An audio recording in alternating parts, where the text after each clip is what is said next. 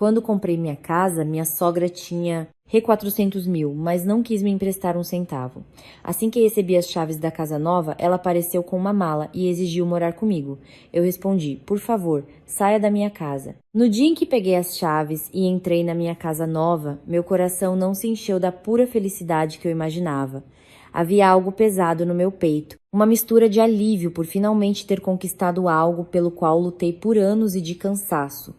Porque os meses anteriores pareceram arrancar minha pele, camada por camada, para pagar por aquilo. Eu nem tinha tido tempo de pousar minha bolsa, nem de me sentar para respirar com calma. Quando, do lado de fora do portão, ouvi o som de rodinhas de mala sendo arrastadas pelo bloquete. O som era regular, mas tão alto e irritante. Virei-me e, em um instante, meu corpo inteiro congelou. Minha sogra, Dona Sônia, estava parada bem em frente ao portão, vestindo um conjunto vermelho vivo, como se fosse a uma festa. Uma mão puxava uma mala enorme, quase metade do seu tamanho. A outra carregava uma bolsa de mão estufada. Atrás dela, minha cunhada, Camila, abraçava 2 caixas grandes, caminhando enquanto seus olhos varriam os arredores, como se estivesse se mudando para um lugar que há muito lhe pertencia. Antes que eu pudesse abrir a boca, minha sogra já havia entrado em casa sem perguntar, sem parabenizar e sem esperar que eu a convidasse. Ela andou pela sala de estar. Seus olhos se moveram do teto ao chão, do conjunto de sofás para a estante da TV e pararam na janela que dava para a varanda. Ela balançou a cabeça e disse uma frase com a maior naturalidade, como se isso estivesse destinado a acontecer. Esta casa não é nada mal. A partir de agora, mamãe vai ficar no quarto com a varanda. Sim, os idosos precisam de um lugar com boa circulação de ar. Eu fiquei ali parada. Minhas mãos ainda seguravam o chaveiro. Parecia que um balde de água gelada tinha sido derramado sobre mim, da cabeça aos pés. Eu não podia acreditar no que acabara de ouvir. Para ter esta casa, tive que vender minha moto querida, cortar quase todas as minhas despesas pessoais e ficar acordada até as 2 ou 3 da manhã fazendo trabalho extra. Durante aqueles meses de luta para conseguir o financiamento no banco, contando cada centavo, ninguém da família do meu marido me acompanhou. Mas hoje eles entraram e falaram, como se esta fosse a casa deles desde o início. Meu marido, Bruno, estava ao meu lado. Seu rosto estava um pouco sem graça, mas não havia nenhuma intenção de parar sua mãe. Ele sorriu sem jeito, sua voz suavizando como se quisesse me acalmar. A mamãe nos ama. Ela só veio aqui para ajudar, querida. Essa frase foi como jogar gasolina no fogo que já ardia dentro de mim. Olhei para a mala no meio da sala, para a maneira como eles andavam pela minha casa, como se já fossem íntimos, e percebi que a casa nem tinha tido a chance de se sentir acolhedora. Alguém já queria tomá-la. Respirei fundo, mantendo a voz o mais calma possível, e perguntei diretamente: Sogra, para que trouxe todas essas coisas? Minha sogra se virou para mim como se eu fosse uma criança fazendo uma pergunta óbvia. Sua voz era monótona, quase fria. Para morar aqui, é claro. Meu filho também contribuiu para esta casa. Eu sou a mãe dele. É natural que eu more aqui. Antes que eu pudesse responder, Camila interveio. Sua voz era cínica. Nossa, cunhadinha, parece que você comprou esta casa sozinha. O Bruno também é filho desta casa. A mamãe quer morar aqui? Qual é o problema? Fiquei ali, olhando para eles um por um, vendo a maneira como falavam, como se postavam dentro da minha casa sem o menor constrangimento. Na minha cabeça, revi claramente o dia em que me sentei diante de Dona Sônia e pedi, com a voz mansa, um empréstimo para poder dar entrada da casa a tempo. Naquela época, ela tinha R$ 400.000. Eu não estava pedindo. Estava apenas pegando emprestado, com um contrato e um prazo claros. Mas ela me olhou com um sorriso cínico e disse uma frase que ainda me lembro, palavra por palavra. O dinheiro da mamãe é para minha velhice, não para ser emprestado a outras pessoas. Outras pessoas? Aos olhos dela, eu nunca fui considerada da família.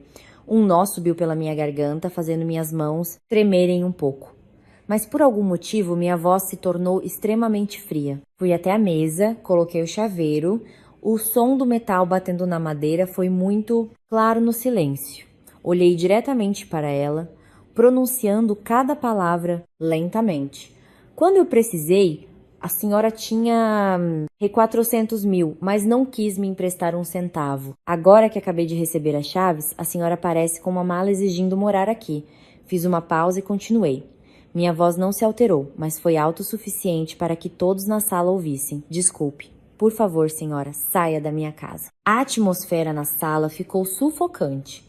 Meu marido me olhou boquiaberto, mas não conseguiu dizer nada. Camila ficou chocada, como se não acreditasse que eu ousaria dizer aquilo. Enquanto Dona Sônia, seu rosto ficou pálido, seus olhos passaram de surpresos a furiosos e lentamente se transformaram em algo muito assustador. Em todos os anos, como sua nora, eu nunca havia falado com ela assim. Eu tinha sido paciente, tinha cedido, tinha dito a mim mesma para não me importar, a fim de preservar o que se chamava de família. Mas naquele momento, de pé na casa que conquistei com meu próprio esforço, vendo pessoas que nunca ajudaram com um centavo entrarem para tomar meu lugar, eu sabia que se cedesse mais uma vez, perderia tudo. Naquele dia, na casa que ainda cheirava a tinta fresca, em meio a um silêncio sufocante, entendi uma coisa. Este casamento havia chegado a um ponto sem volta, e a frase que eu acabara de proferir não era o fim, mas o começo de uma série de eventos que nem eles mesmos poderiam prever. De pé no meio da minha casa nova, que ainda cheirava a tinta,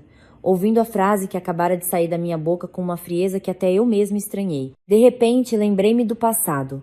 Talvez, se não tivesse chegado a este ponto, eu nunca teria imaginado que um dia olharia para minha sogra com um olhar completamente desprovido de respeito. Porque houve um tempo em que eu realmente acreditava que este casamento daria certo. Que, enquanto marido e mulher lutassem juntos, qualquer tempestade passaria. Que a família do marido, por mais difícil que fosse, um dia veria a sinceridade do meu coração. Quando nos casamos, Bruno, aos meus olhos, era um homem bom, quieto e que vivia de forma organizada. Ele não era bom em flertar ou em dizer palavras doces, mas passava a impressão de ser educado e responsável. Sua calma foi o que me convenceu de que eu havia escolhido a pessoa certa. Eu costumava pensar que a felicidade de uma mulher não se media pela riqueza do marido, mas se ela encontrava um homem responsável que pensava na família. Naquela época, eu acreditava que Bruno era essa pessoa.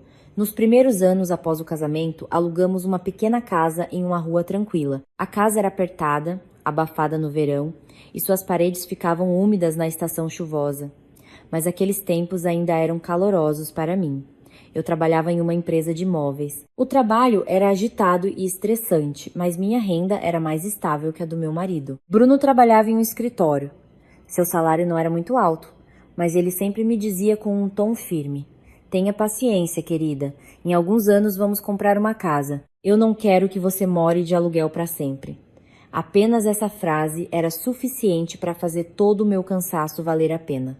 Comecei a trabalhar mais duro. Fora do meu horário de trabalho principal, eu pegava trabalhos extras. Chegava em casa, abria o laptop e trabalhava até tarde da noite. Havia noites em que meus olhos ardiam e minhas costas doíam. Mas ao imaginar um dia estar em minha própria casa, meu espírito se reacendia. Eu cortei muitas coisas, roupas, cosméticos, encontros com amigos. Certa vez, um colega de trabalho me convidou para jantar fora para relaxar. Eu recusei, pensando que, economizando algumas centenas de reais, a poupança para casa ficaria um pouco mais fácil. Naquela época, eu não me sentia sofredora, sentia apenas que estava construindo um futuro. No entanto, desde o início, a família do meu marido nunca me considerou realmente a nora que eles queriam. Minha sogra, Dona Sônia, nunca disse diretamente que não gostava de mim, mas cada frase e olhar dela eram suficientes para me fazer entender. Eu não trouxe um grande dote. Minha família também não era rica, e eu não era o tipo de nora que apenas abaixava a cabeça e obedecia. Ela frequentemente sorria e me elogiava na frente dos outros. Essa Lúcia é esperta para ganhar dinheiro. Sim, as mulheres de hoje são mais astutas que as de antigamente.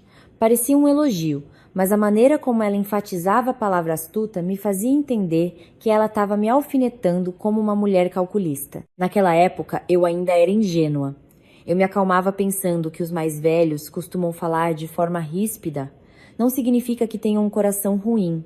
Então tentei ser o mais gentil possível. Em todos os feriados, eu nunca deixava a família do meu marido sentir falta de nada. De geleia real a suplementos, um massageador para o meu sogro e um envelope para minha sogra. Eu preparava tudo com cuidado. Pensei que na vida em comum, especialmente tornando-se uma família, não era preciso um amor excessivo. Um pouco de cortesia era suficiente. Eu só esperava receber um mínimo de respeito. Minha sogra adorava se gabar para os parentes que tinha muitas economias, alguns investimentos no banco e bens guardados que poderiam ajudar seus filhos em momentos de dificuldade. Toda vez que a ouvia dizer isso, eu realmente me sentia tranquila. Eu não esperava depender deles, mas pelo menos pensava que se enfrentássemos grandes dificuldades, a família do meu marido não ficaria de braços cruzados. Eu costumava pensar que era na hora de uma família realista, mas que ainda tinha um coração. Agora, olhando para trás, percebo quão ingênua eu era. Quanto mais eu vivia com eles, mais eu percebia que minha sogra era uma pessoa muito calculista. Para ela dar algo, tinha que ser trocado por algo maior. Hoje, ela ajudava um pouco. Amanhã, ela mencionaria isso 10 vezes. Uma vez, comprei para ela uma jaqueta grossa, porque o tempo estava esfriando. Mas, quando um parente veio visitar, ela riu e disse: foi ela quem comprou, mas provavelmente usou o dinheiro do marido. O salário de uma mulher não é grande coisa, né? Eu, que estava na cozinha, ouvi cada palavra e minha mão, que cortava uma fruta, parou. Foi a primeira vez que entendi que aos olhos dela, por maior que fosse o meu esforço, ele poderia ser apagado com apenas algumas frases. Meu marido sempre ficava no meio de uma forma que mais me cansava. Ele não era totalmente a favor da mãe, mas também nunca me defendia com firmeza. Toda vez que via sua mãe dizer algo exagerado, ele me puxava para outro lugar e sussurrava: deixa pra lá, mamãe já é idosa. Ela fala assim, mas não tem má intenção. Ele dizia essa frase com frequência. Até que finalmente, toda vez que a ouvia, eu não me sentia mais consolada, mas sim como se estivesse sendo forçada a engolir minha raiva. Mesmo assim, naquela época, eu ainda tentava manter a família. Pensei que uma sogra difícil era algo comum. Desde que nós, como marido e mulher, estivéssemos alinhados, tudo poderia ser consertado. Eu depositei minhas esperanças na casa futura como uma saída. Acreditava que se tivéssemos nosso próprio espaço, uma porta que pudesse ser fechada, o atrito com a família do meu marido diminuiria. Meu casamento seria mais fácil. E Bruno também amadureceria se tivéssemos uma casa construída junto. A partir daquele momento, comecei a poupar para casa desde cedo, dividindo o dinheiro de forma muito rigorosa. Despesas diárias, poupança, fundo de emergência e futuras parcelas, eu anotava tudo claramente. Havia meses em que eu voltava para casa tarde do trabalho, com muita fome, mas comia apenas macarrão instantâneo para economizar. Enquanto isso, nunca ousei reduzir os presentes para a família do meu marido.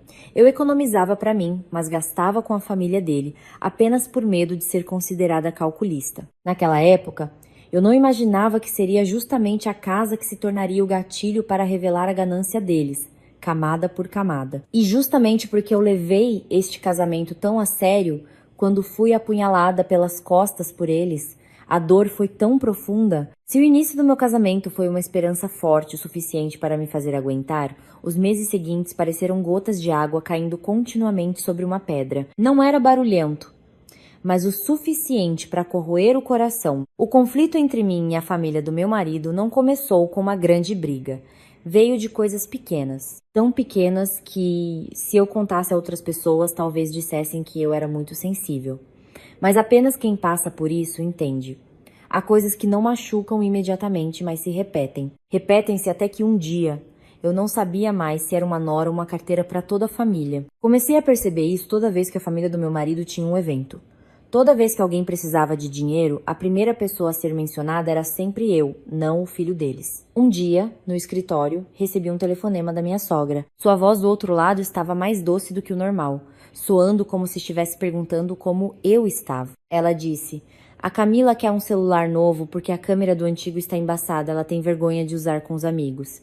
Então ela baixou a voz, como se pedisse um pequeno favor. Você tem dinheiro, ajude um pouco sua irmã. Ela ainda é jovem, precisa de um celular bom para não ficar atrás das amigas. Fiquei em silêncio por alguns segundos. A maneira como ela pedia era sempre assim. Suas palavras eram gentis, mas o tom era como se fosse uma tarefa que de fato deveria ser minha responsabilidade. Em outra ocasião, meu sogro teve dor nas costas e fez algumas sessões de acupuntura. É normal que os pais fiquem doentes, eu nunca fui mesquinha quando se tratava do tratamento dos pais de ambos os lados. Mas a maneira como minha sogra apresentou o problema foi o que me entristeceu.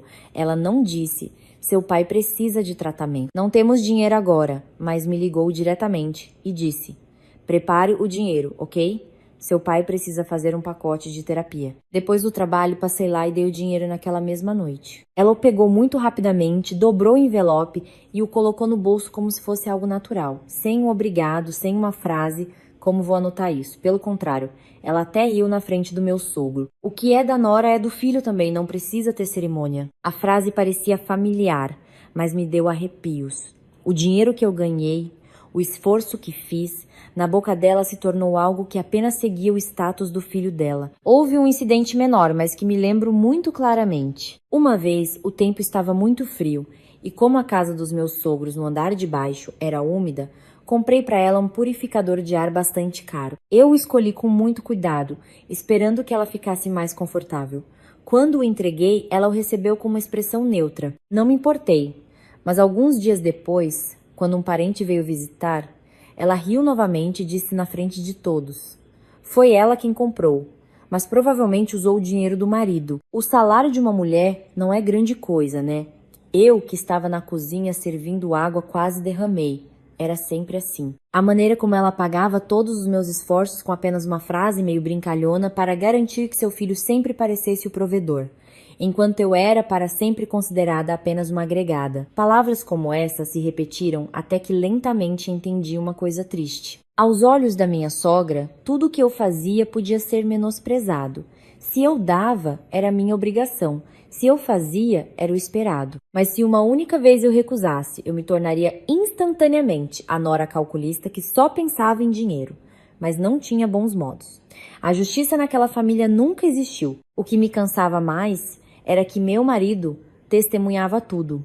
Ele ouvia claramente o que sua mãe dizia, via claramente o quão desconfortável eu ficava. Mas toda vez ele apenas optava por me puxar para um canto e sussurrar.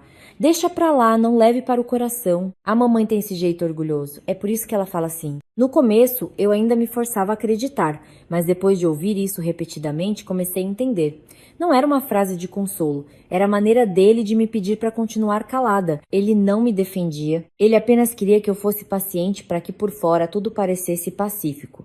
E essa paz era sempre comprada com meu sacrifício. Toda vez que íamos à casa dos meus sogros, minha sogra tinha um hábito que me deixava muito desconfortável. Ela perguntava com muitos detalhes sobre meu salário, bônus e economias, onde eu guardava o dinheiro, quanto eu mantinha em espécie. Por fora ela perguntava como se importasse. O bônus de fim de ano da empresa foi bom, né? Já deve ter conseguido economizar bastante. Os jovens de hoje precisam ser inteligentes com o dinheiro. Mas você também precisa dizer quanto tem para que os pais possam ajudar a pensar. Mas seu olhar inquisidor me fazia entender. Ela não perguntava por carinho, ela estava me medindo. E, com certeza, toda vez que eu dizia que tinha economias, alguns dias depois, sempre aparecia alguma necessidade que exigia dinheiro. Seja uma festa de família, um concerto no telhado, ou a Camila precisando de capital para vender online, com a desculpa de que seria devolvido. A habilidade da minha sogra era transformar todas as desculpas em algo que soava muito razoável. Ela não roubava, não pedia diretamente, mas, passo a passo, ela me colocava numa posição difícil de recusar. E se eu hesitasse, seu rosto ficava imediatamente azedo, como se eu tivesse decepcionado a família que foi tão gentil em me aceitar. Houve um pequeno incidente, mas que me lembro por muito tempo. Naquele dia, estávamos jantando em família e a conversa foi para o assunto da casa. Eu comentei, se um dia conseguirmos comprar uma casa, eu só quero ter um cantinho perto da janela para colocar uma poltrona e uma estante de livros, para que à tarde eu possa sentar e ler tranquilamente. Eu disse isso casualmente, porque era o meu sonho simples. Mas minha sogra, assim que ouviu, riu cinicamente. A casa nem existe. Já está sonhando em ter um lugar para tomar sol. Vá ganhar dinheiro direito primeiro, minha filha. Todos na mesa riram. Apenas eu fiquei em silêncio. Pensando bem, aquela frase não era apenas uma alfinetada. Era como um lembrete de que, aos olhos dela, eu só tinha valor se produzisse dinheiro. Enquanto sonhos, felicidade ou a necessidade de aproveitar a vida, tudo isso não era importante. Eu não precisava ser feliz. Eu só precisava saber como ganhar dinheiro e entregar, quando a família do meu marido precisasse. Desde esses incidentes, meu coração começou a ficar pesado. Eu mantive a educação, continuei dando presentes e não deixei ninguém me culpar. Mas eu não olhava mais para minha sogra com a mesma confiança de antes. Também comecei a ver claramente a fraqueza do meu marido. Uma fraqueza que, com o tempo, faz uma esposa perder seu apoio. Mesmo assim, naquela época, eu ainda tentava acreditar que as coisas poderiam mudar. Pensei que talvez, por não termos nossa própria casa, o atrito se tornasse mais frequente. Por ainda depender das relações ao redor, eu era frequentemente arrastada para problemas como esse. Eu ainda dizia a mim mesma: só mais um pouco. Assim que conseguirmos comprar uma casa, fechar a porta e viver nossa própria vida, tudo será diferente. Foi essa crença que me manteve em frente, antes de eu perceber que estava errada desde o início, justamente por ainda manter essa crença ingênua. Então, quando a oportunidade de comprar uma casa finalmente chegou, pensei que seria um ponto de virada para o nosso casamento. Depois de anos economizando, finalmente encontrei uma casa que atendia aos meus desejos. Não era muito grande nem luxuosa, mas a localização era ótima, o acesso era fácil e a documentação estava em ordem. O mais importante era que o preço ainda era acessível se eu combinasse todas as minhas economias e fizesse um financiamento.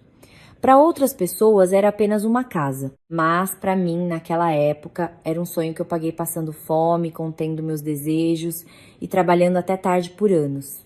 Levei todos os documentos para casa, calculando cada detalhe cuidadosamente. Minhas economias eram suficientes para a maior parte. O banco também poderia ajudar com uma parte, mas para pagar a entrada rapidamente, eu ainda precisava de uma certa quantia. Não era tão grande a ponto de ser impossível de conseguir, mas também não era pequena a ponto de poder ser obtida em 1 ou 2 dias. Pensei muito por vários dias. Não queria pegar empréstimos online por causa dos juros altos, nem queria incomodar meus amigos. A única opção que restava era a família do meu marido. Na verdade, se fosse apenas por mim, eu nunca teria aberto a boca.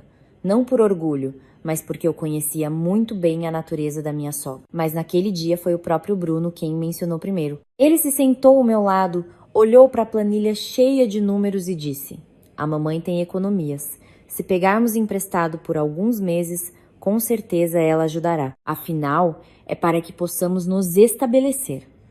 Eu o encarei por um longo tempo, como se não acreditasse no que estava ouvindo. Vendo minha hesitação, ele acrescentou: "Não pense tão negativamente. Estamos pedindo emprestado, não pedindo. A mamãe é nossa família. Ela não vai ver o filho querendo comprar uma casa e não ajudar." Foi essa frase que finalmente me fez concordar. Pensei que talvez eu devesse tentar uma vez. Além disso, não era para meu prazer, pessoal. Comprar uma casa era para que tivéssemos um lugar decente para morar, para não precisarmos mais nos mudar de aluguel em aluguel. Eu até disse a mim mesma: talvez esta seja uma oportunidade para minha sogra me ver de uma maneira diferente, para não me considerar mais uma estranha. Naquele dia, ao visitar a casa dos meus sogros, levei um presente de propósito. Ao chegar, sentei-me educadamente. Falei devagar, escolhendo as palavras para não parecer atrevida. Expliquei em detalhes que era um empréstimo temporário para pagar a entrada. O prazo era de apenas alguns meses. Eu estava disposta a fazer um contrato de dívida completo com a data de devolução. Mesmo que ela quisesse, eu daria juros mais altos que os do banco. Falei com muita clareza porque queria que eles entendessem que eu estava vindo como uma devedora responsável, não como uma mendiga. No início, Dona Sônia apenas ouviu, batendo os dedos no braço da cadeira, com o rosto impassível. Mas com o tempo sua expressão mudou. Assim que terminei de falar, ela se recostou, sorriu cinicamente e disse com um tom arrastado: "O dinheiro da mamãe é para minha velhice, não para ser emprestado a outras pessoas." As duas palavras "outras pessoas" ela enfatizou com muita clareza. Tão claro que parecia que um balde de água fria tinha sido jogado no meu rosto. Fiquei paralisada por alguns segundos. Não esperava que ela concordasse imediatamente, mas também não esperava ser rejeitada dessa maneira. Antes que eu pudesse me acalmar, Camila, que estava sentada ao lado dela, interrompeu, sua voz soando amigável, mas cínica: "A mamãe está certa em guardar o dinheiro. Hoje em dia, quem sabe? Se a cunhadinha pegar a casa e depois se divorciar, nossa família pode ter um grande prejuízo." Ouvindo isso, senti como se alguém estivesse apertando meu coração. Eu nunca peguei um centavo desta família, nem fiz nada que os fizesse desconfiar tanto assim, mas aos olhos deles eu já era calculada como alguém pronta para fugir com os bens. Olhei para o meu marido, não para pedir ajuda, mas na esperança de que ele dissesse algo razoável. Que isso era um assunto nosso, que eu não era como eles me acusavam. Mas Bruno apenas ficou sentado ali, coçando os joelhos, olhando para o outro lado, e sussurrou tão baixo que quase não se ouvia: "A preocupação da mamãe também tem fundamento. Apenas uma frase. E eu entendi que estava sentada no meio de uma família que nunca me considerou parte dela. Dona Sônia, vendo que seu filho não se opunha, foi ainda mais longe. Ela zombou com um tom meio de conselho, meio de sarcasmo. Se pode comprar, compre sozinha. Não compre uma casa para depois ficar pedindo emprestado aqui e ali. Coitado do meu filho. Aquela frase fez meu rosto queimar. A casa fui eu quem procurei. O dinheiro era das minhas economias e a quantia que faltava era apenas para acelerar o processo. Mas na boca dela eu me tornei alguém com ambições vazias, arrastando seu filho para dificuldades. Eu queria muito perguntar de volta. Queria perguntar quando eu dei dinheiro para o tratamento, para eventos familiares e várias outras necessidades. Por que ninguém disse coitado do filho? Queria perguntar o que eu fiz de errado para que eles pudessem sentar na minha frente com tanta desconfiança e humilhação, mas no final não disse nada. Apenas me sentei ereta, cerrei os lábios, mantendo o que restava da minha dignidade. Levantei-me e me despedi. Durante todo o caminho de volta para casa, minhas mãos tremiam no volante. Não chorei imediatamente. A dor naquele momento não era do tipo de decepção que faz as lágrimas caírem, mas um sentimento de humilhação que me deixou rígida. Humilhada por ter que me rebaixar para pedir. Humilhada por ser considerada uma estranha. E o mais amargo, meu marido ficou sentado ali e ouviu cada palavra, mas permaneceu em silêncio, como se minha dor não fosse importante o suficiente para ser defendida. Naquela noite, não consegui dormir. Abri novamente todos os cálculos, contratos, economias e investimentos. Calculei repetidamente até meus olhos arderem. Decidi vender a moto que eu tanto amava, a moto que comprei com meu próprio dinheiro depois de alguns anos de trabalho. Retirei quase todos os meus investimentos pessoais, aceitando algumas perdas. Também peguei um projeto extra muito pesado, sabia que seria exaustivo, mas aceitei para cobrir o que faltava. Sentada na frente da tela fria e brilhante, perto do amanhecer, eu disse a mim mesma: tudo bem, ninguém quer emprestar, eu vou resolver sozinha. Não vou morrer por não ter a ajuda deles. Mas desde aquela noite, algo dentro de mim se quebrou. Eu não via mais minha sogra como uma parente. E, pela primeira vez como nora, anotei com muita clareza uma dívida que não era em dinheiro, mas em humilhação. Depois da noite em que fiquei acordada até de manhã para tapar todos os buracos no meu plano financeiro, minha vida girava quase inteiramente em torno de um objetivo. Eu tinha que conseguir comprar aquela casa sozinha de qualquer maneira. Vendi minha moto querida, cortei todas as despesas desnecessárias e peguei trabalho extra. A ponto de, às vezes, ao chegar do trabalho, eu abria o laptop e trabalhava novamente até tarde da noite. Havia dias em que eu estava tão cansada que nem sentia o gosto da comida. Só queria deitar e dormir. Mas assim que me lembrava que a casa poderia ir para outra pessoa, se eu me atrasasse, eu me forçava a sentar novamente. Naqueles meses, eu estava quase exausta, mas finalmente tudo deu certo. Ao assinar o contrato de compra e venda, minhas mãos tremiam. Não de medo, mas porque muitas emoções transbordavam no meu coração. Havia felicidade, tristeza, alívio e amargura, tudo ao mesmo tempo. Deveria ter sido um dia feliz para nós dois, o resultado do nosso trabalho duro juntos por anos. Mas naquela época, eu estava muito ciente de que esta casa era algo que eu conquistei sozinha, depois de passar por tanto cansaço. O homem ao meu lado era legalmente meu marido, mas nesta jornada, na maior parte do tempo, eu caminhei sozinha. Mesmo assim, eu ainda tentava evitar que as coisas piorassem. Não queria que, por causa do dinheiro, a família se tornasse um lugar cheio de cálculos.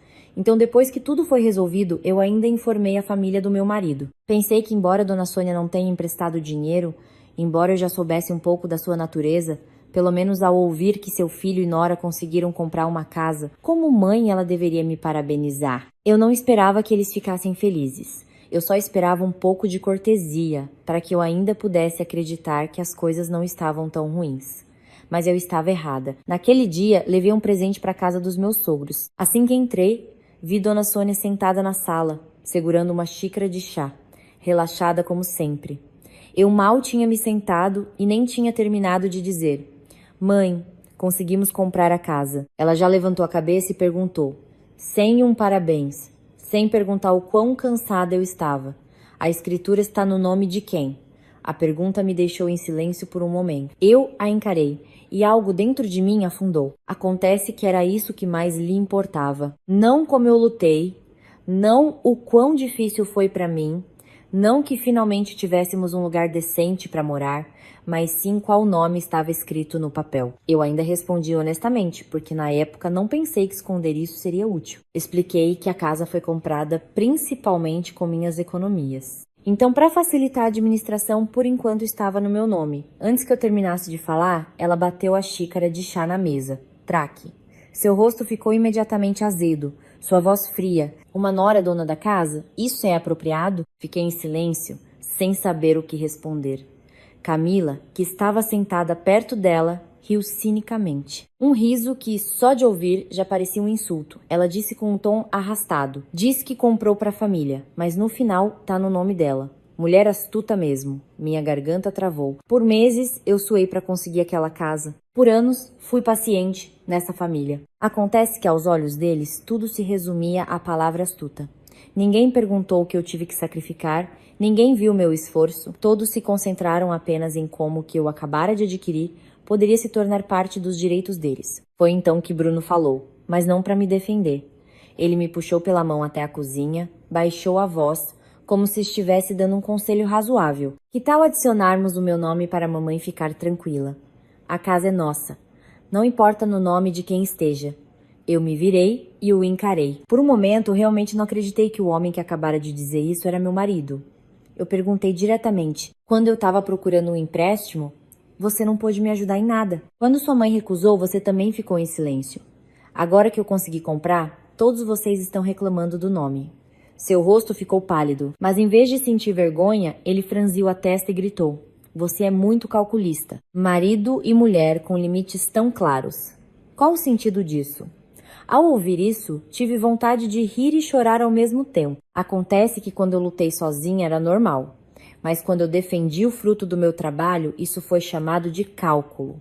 A tensão realmente explodiu no jantar daquele dia. Meu sogro, minha sogra, meu marido e Camila estavam todos lá. A atmosfera já estava pesada desde o início. Eu sabia que eles não haviam esquecido o problema da casa. E com certeza, Dona Sônia largou sua tigela, olhou diretamente para mim na frente de todos e disse com um tom muito afiado: Uma mulher como você segura a casa de propósito para poder chutar meu filho para fora mais tarde. Aquela frase foi como um tapa na minha cara. Toda a minha paciência naquele momento se esgotou. Levantei a cabeça pela primeira vez e respondi às suas palavras na mesa de jantar, sem desviar, sem escolher palavras. Se a senhora acha que sou tão ruim assim, desde o início não deveria ter aceitado meus presentes, não deveria ter aceitado meu dinheiro e não deveria ter me deixado cuidar de tantos assuntos nesta família. A mesa de jantar ficou em silêncio instantaneamente. Meu sogro bateu na mesa e gritou comigo por ser desrespeitosa. Camila imediatamente defendeu sua mãe. Seu rosto estava vermelho, como se ela fosse insultada. E Bruno? Em vez de mediar, ele me culpou por criar confusão e falar sem modos. Naquele momento, os quatro pareciam me cercar, me tornando errada apenas porque eu não queria entregar o fruto do meu trabalho. Naquela noite, voltei para nossa pequena casa alugada, peguei o contrato de compra e venda da casa e o coloquei na mesa. Fiquei sentada por muito tempo. Olhando para a escrita no papel, minhas mãos tremiam um pouco. Segurar aquele papel deveria me fazer feliz. Mas naquela noite, o sentimento mais claro no meu coração era uma dor muito pesada. Percebi que aquela casa não era apenas um novo lugar para morar que eu acabara de conseguir. Era um teste. E em apenas um dia, o teste havia desnudado a verdadeira natureza de toda a família do meu marido. A partir daquele momento, eu secretamente estabeleci um limite na minha cabeça. Eu poderia continuar sendo uma esposa, poderia ser paciente por mais algum tempo, porque ainda não queria que tudo terminasse. Mas havia uma coisa que prometi a mim mesma. Eu nunca permitiria que ninguém transformasse a casa que paguei com sangue, suor e dignidade em um lugar onde eles pudessem entrar, morar e me dar sermões à vontade. Naquela época, eu só pensava que era um lembrete para me proteger. Não esperava que um dia essa promessa se tornaria realidade exatamente como eu imaginava. No meio da minha casa nova, acompanhada pelo som das rodas da mala sendo arrastadas, e diante do olhar desavergonhado das pessoas que pensavam que eu seria eternamente paciente. Assim que terminei de falar, a casa inteira pareceu congelar por alguns segundos.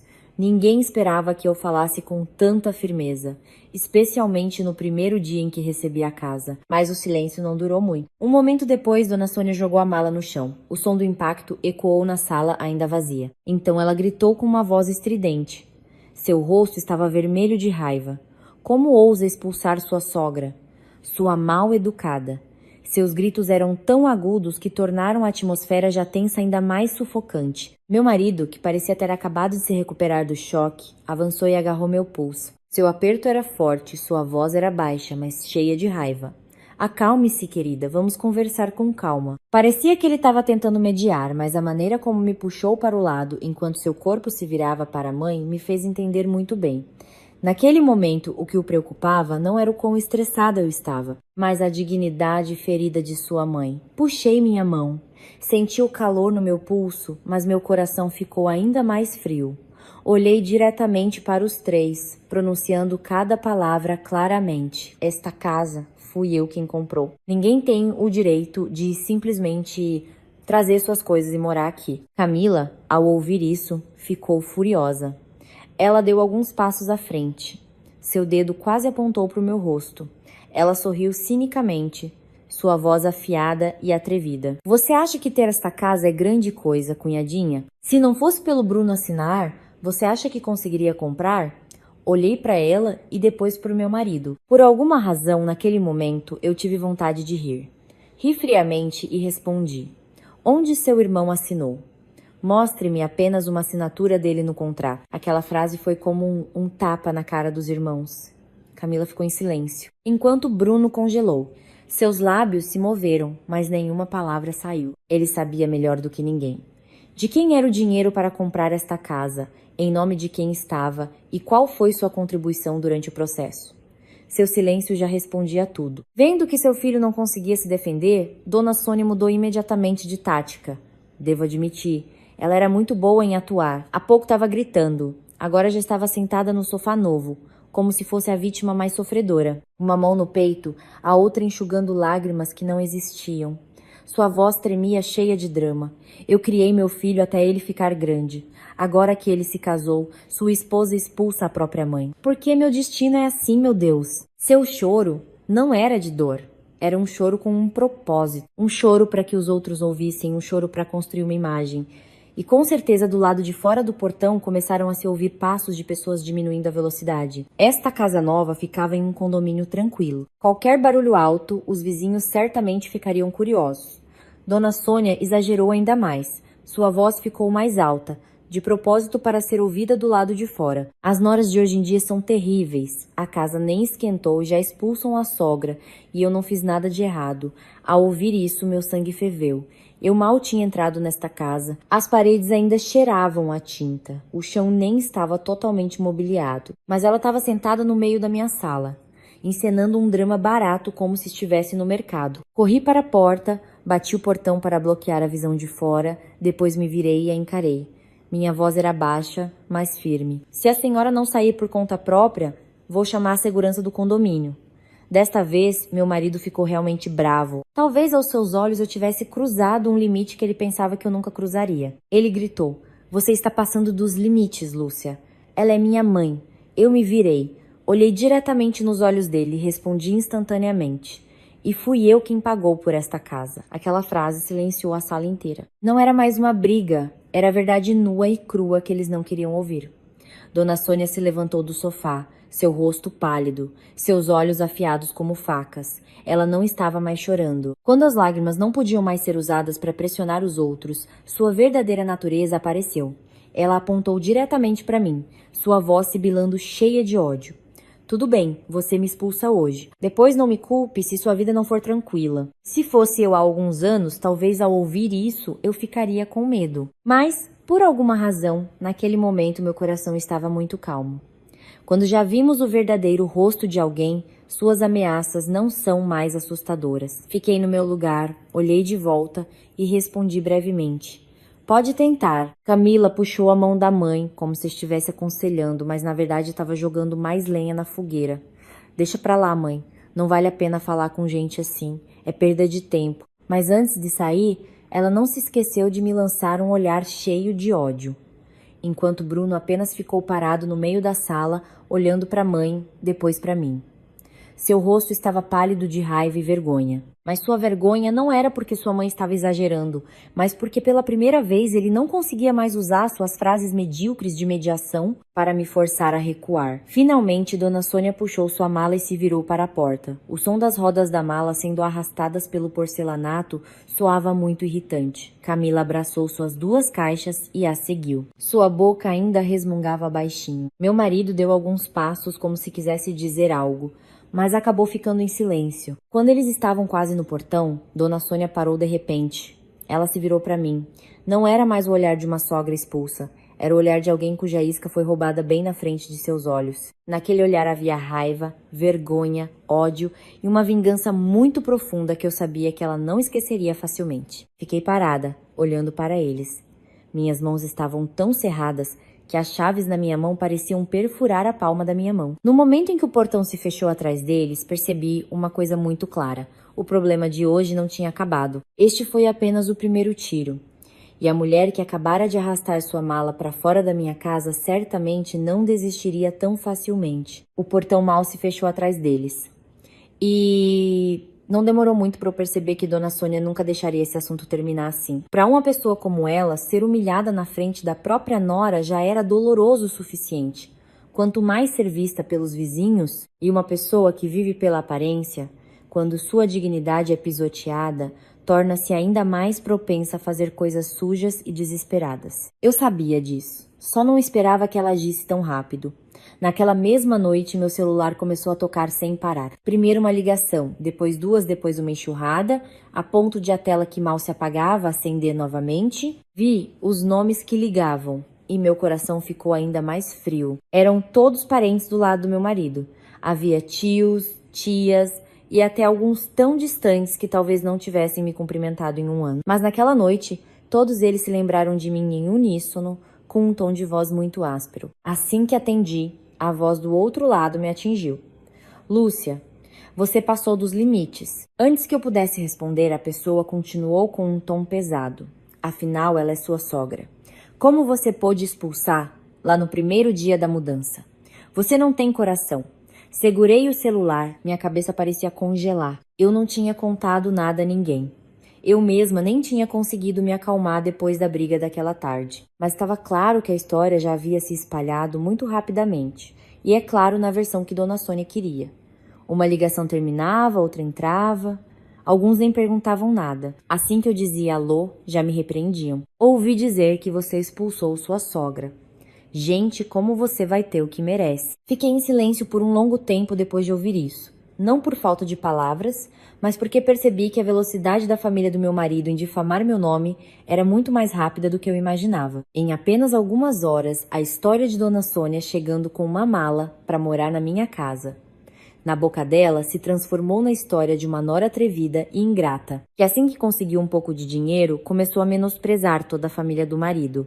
Desliguei o toque, mas as notificações de mensagens continuavam aparecendo. Alguns não ligavam, mas enviavam longas mensagens de texto. O conteúdo era sobre a etiqueta de ser nora, sobre bons modos, sobre uma mulher ser julgada por sua moral. Lendo essas mensagens, eu só me sentia cansada. O mais ridículo era que, entre as pessoas que me davam sermões sobre como ser uma boa nora, havia algumas que nunca haviam me perguntado como era a minha vida com a família do meu marido. Elas só precisavam ouvir um lado da história, e a culpada automaticamente era eu. Abri o grupo da família do lado do meu marido e com certeza Camila já tinha agido primeiro. Ela não mencionou meu nome, mas postou um status com uma indireta, bem na hora em que todos os parentes estavam online. Hoje em dia tem gente que depois de casar esquece de onde veio, consegue uma casinha e já se acha a rainha. Abaixo, várias pessoas comentaram imediatamente. Alguns zombaram, outros enviaram emojis de raiva e alguns escreveram comentários ambíguos de propósito. Viva direito para ser um exemplo para seus filhos e netos. Olhei para a tela do celular. Sentia tanto nojo e frio. Eles não precisavam da verdade. Eles só precisavam de uma história picante para fofocar. O mais doloroso era que Bruno sabia de tudo isso. Ele estava naquele grupo, via cada comentário dirigido a mim, via como sua mãe e irmã me transformavam em uma vilã na frente de toda a família. Mas a única coisa que ele me enviou foi uma mensagem curta. Tenha um pouco de paciência, não aumente o problema. Li a mensagem várias vezes e liguei para ele. Minha voz estava muito calma. Você não vê que eles estão me fazendo parecer muito mal? Do outro lado, houve um momento de silêncio. Então ele apenas suspirou e disse: deixe para lá por enquanto, até que tudo se acalme. Eu ri cinicamente, sempre assim. Sempre eu tinha que ter paciência, eu tinha que ficar calada. Eu tinha que suportar tudo o que era causado pelos outros, apenas para que a chamada calma pudesse ser desfrutada por sua família. Não respondi mais. Desliguei o telefone, coloquei-o na mesa e fiquei sentada em silêncio na minha casa nova. A casa era muito mais espaçosa do que a que alugávamos antes, mas naquela noite parecia tão vazia e fria. Pensei que depois de receber as chaves da casa, a primeira coisa que eu teria seria paz. Acontece que assim que entrei, fui imediatamente jogada no meio do caos criado pela própria família do meu marido. Na manhã seguinte, eu nem tinha terminado o café da manhã quando ouvi um barulho do lado de fora do portão. Afastei a cortina e em um instante senti um arrepio na espinha. Dona Sônia veio de novo, mas desta vez não sozinha. Com ela estavam duas tias, um tio mais velho e também Camila. Eles ficaram na frente do meu portão, não gritaram imediatamente. Mas a maneira como se alinharam foi suficiente para dizer a todo o condomínio que havia um problema. Saí e abri um pouco o portão, não convidando ninguém a entrar. Assim que me viu, Dona Sônia levantou a voz, de propósito para que os vizinhos ouvissem. Eu não vou entrar, só vim perguntar. Esta casa é do meu filho ou sua? Aquela frase fez meu sangue ferver. Ela sabia exatamente qual era o status dos documentos, mas ainda assim perguntou de propósito em público, na frente de parentes e vizinhos, para plantar na cabeça das pessoas a impressão de que eu era uma nora que roubava os bens do marido. Abri o portão um pouco mais, mas continuei bloqueando a passagem. Minha voz era firme. Quem tiver prova de direito de moradia, por favor, entre. Se não, por favor, fique do lado de fora. Um tio mais velho, ao ouvir isso, gritou imediatamente. Que jeito é esse de uma nora falar? Só porque tem uma casa já é arrogante. Virei-me e olhei diretamente para aquele tio.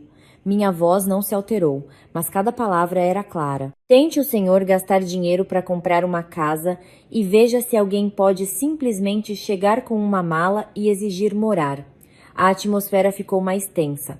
Algumas pessoas que passavam diminuíram o passo. Vi algumas janelas nas casas vizinhas se abrirem um pouco. Camila ficou ao lado da mãe, de braços cruzados. Seus lábios formavam um sorriso de vitória. Era óbvio que ela estava gostando muito da cena em que eu era pressionada em público assim. Dona Sônia continuou a desempenhar seu papel de sogra infeliz. Sua voz era triste e alta o suficiente para que as pessoas de fora pensassem que eu era uma nora ingrata. Naquele exato momento, da casa ao lado, Dona Helena, uma nova vizinha, que eu cumprimentei apenas algumas vezes, saiu. Ela não olhou diretamente para mim, apenas ficou no seu quintal e disse com uma voz suave, mas firme: assuntos de família. Cada um resolve dentro de casa. Não façam barulho que perturbe a tranquilidade do condomínio. A frase não foi alta, mas foi como um freio na hora certa. Dona Sônia ficou em silêncio por um momento. Talvez ela não esperasse que no momento em que conseguiu trazer todos os parentes para me pressionar, uma pessoa de fora se intrometesse. Por ter sido interrompida, ela não pôde fazer muito mais. Mas antes de ir, ela se virou e me olhou. Aquele olhar estava tão cheio de ódio que ainda me lembro dele claramente até hoje. Ela disse lentamente. Cada palavra parecia sair por entre os dentes. Fique com essa casa. Vamos ver por quanto tempo você consegue mantê-la. Ao ouvir isso, não senti mais que era apenas um drama por orgulho ferido. Parecia uma ameaça calculada. E enquanto eu estava em frente ao portão da minha própria casa, vendo-os partir, percebi uma coisa muito clara. Dona Sônia não pararia apenas em difamar o meu nome. Ela estava planejando outra coisa, algo muito mais perigoso. A frase de Dona Sônia ecoou na minha cabeça durante toda a tarde. Vamos ver por quanto tempo você consegue mantê-la. Se fosse apenas por raiva de ter sido expulsa, ela provavelmente teria me xingado e pronto. Mas não. O tom e o olhar dela não eram de alguém com orgulho ferido. Era como alguém que estava de olho em algo há muito tempo. mas eu bati na sua mão antes que ela pudesse pegar. Fiquei sentada sozinha na sala por um bom tempo. Olhando pela janela, meu coração estava inquieto. Desde que recebi as chaves da casa, eu estava exausta de drama, choro e difamação.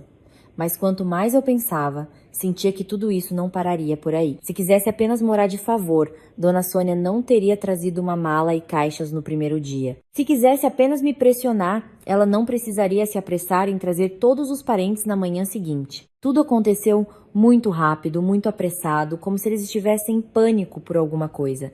Na tarde seguinte, saí para resolver alguns detalhes dos móveis que ainda faltavam. Ao sair da loja, encontrei por acaso o senhor Daniel, o corretor de imóveis que me ajudou a encontrar esta casa. Ele me reconheceu primeiro, sorriu e fez uma pergunta que parecia comum, mas que imediatamente me chamou a atenção. Dona Lúcia, como vai? Há algum tempo, alguém da família do seu marido me fez algumas perguntas bem detalhadas sobre esta casa. Parei no estacionamento. Minha mão que segurava uma pasta se fechou sem que eu percebesse. Olhei para o senhor Daniel e perguntei lentamente. Quem perguntou? Ele hesitou um pouco, talvez com medo de ser indelicado, mas finalmente respondeu. Alguns dias antes da senhora receber as chaves, uma senhora e um homem vieram me procurar. Eu os conhecia porque já os tinha visto por aqui quando a senhora estava olhando a casa. Ao ouvir isso, senti um frio na espinha. Sem precisar de explicações, eu sabia quem eram a senhora e o homem. Tentei manter minha voz normal e perguntei novamente. O que eles perguntaram? O senhor Daniel coçou a cabeça e disse mais baixo. Eles perguntaram sobre a documentação da casa, o status da propriedade e como seria o procedimento para adicionar o nome de outra pessoa na escritura. Achei que a família já tinha concordado, então expliquei apenas de forma geral. Fiquei paralisada por alguns segundos. Todos os sons ao meu redor pareceram se afastar. Então, a chegada de Dona Sônia com a mala não foi um ato impulsivo, muito menos por raiva momentânea depois que eu recusei a proposta do nome conjunto. Eles já tinham investigado, já tinham perguntado, já tinham planejado. O drama de trazer a mala foi apenas o próximo passo de um plano já preparado. Antes que eu pudesse engolir aquele frio, o senhor Daniel acrescentou mais uma frase que deixou minhas mãos rígidas. Eles também perguntaram: se o proprietário quiser vender rápido, existe uma maneira mais prática. Achei estranho, então disse apenas que dependia da decisão do proprietário. Eu olhei diretamente para ele, e na minha cabeça um fio parecia se romper. Adicionar um nome, vender rápido.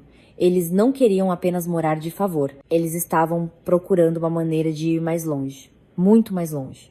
Agradeci ao Sr. Daniel. Tentei agir normalmente, mas ao me virar, minhas pernas pareciam pesadas. Durante todo o caminho de volta, minha mente estava um caos.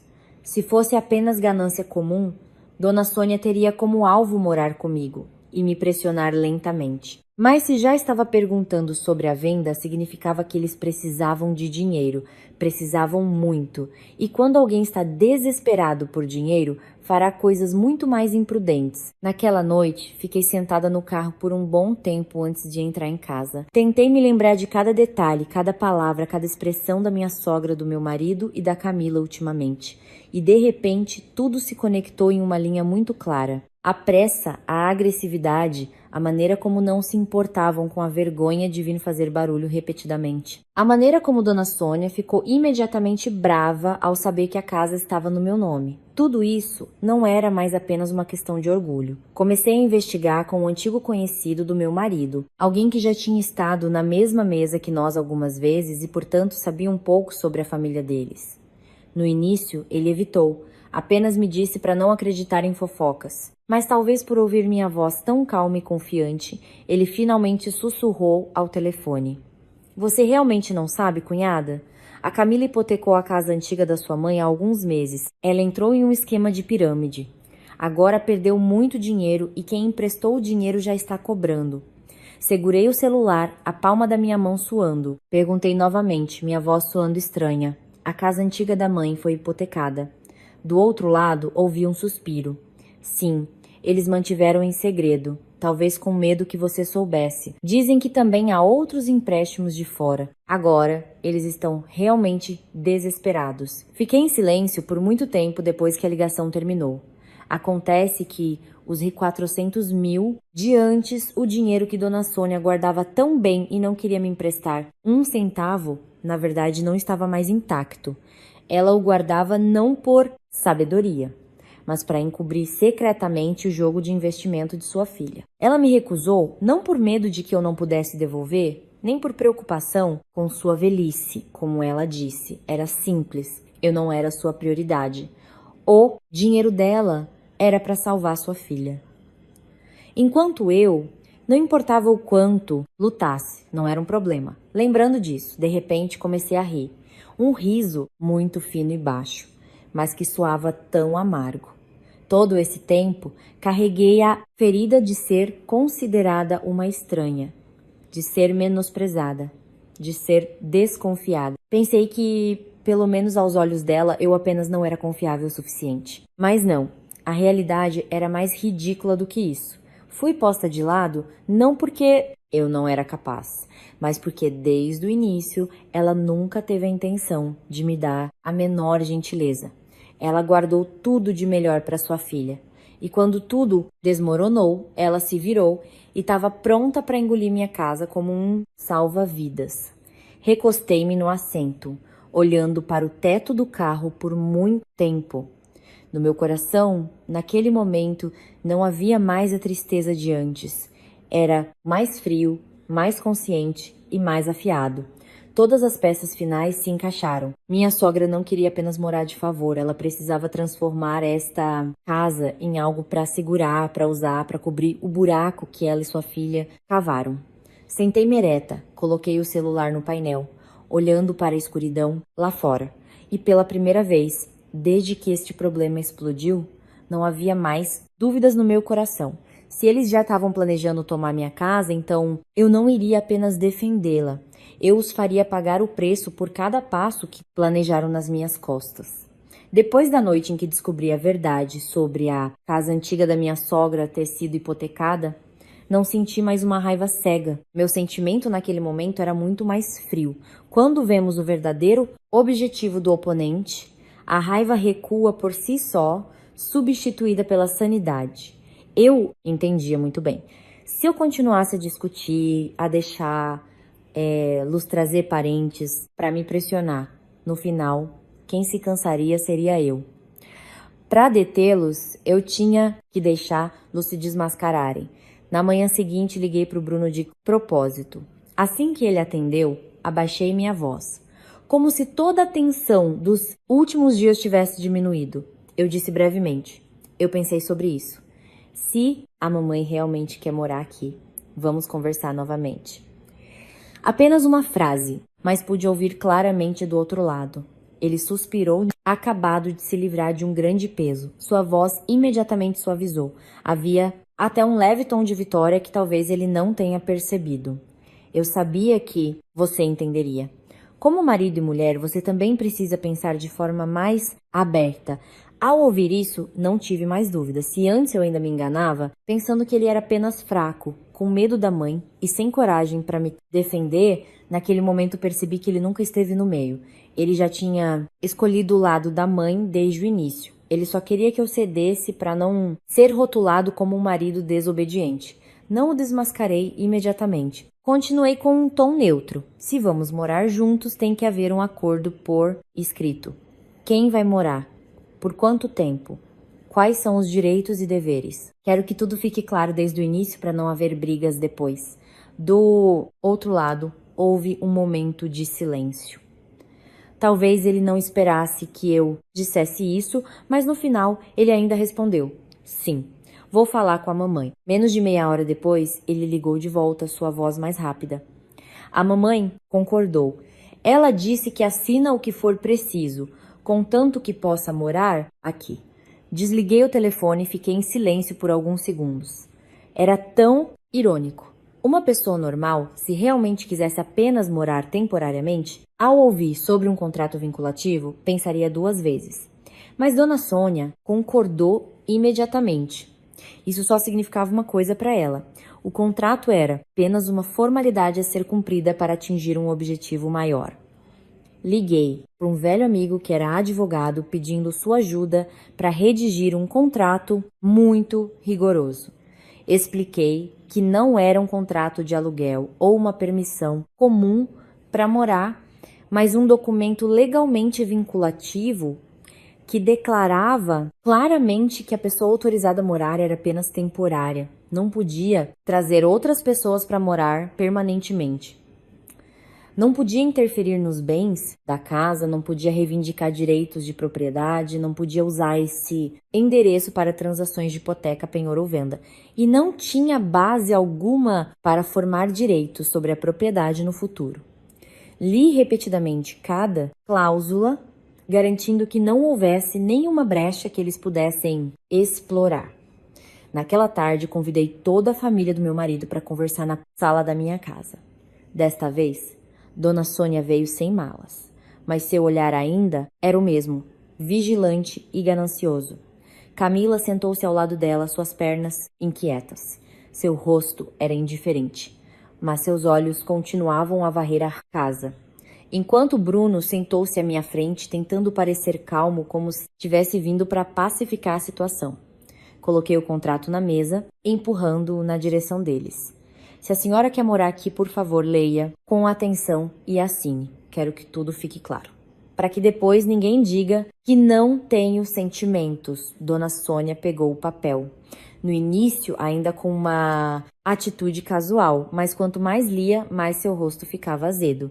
Quando chegou a parte que declarava não ter direito sobre os bens e que nenhum direito de propriedade surgiria, sua mão parou. Camila, que também estava lendo, zombou. Bruno fingiu beber, mas vi sua mandíbula endurecer.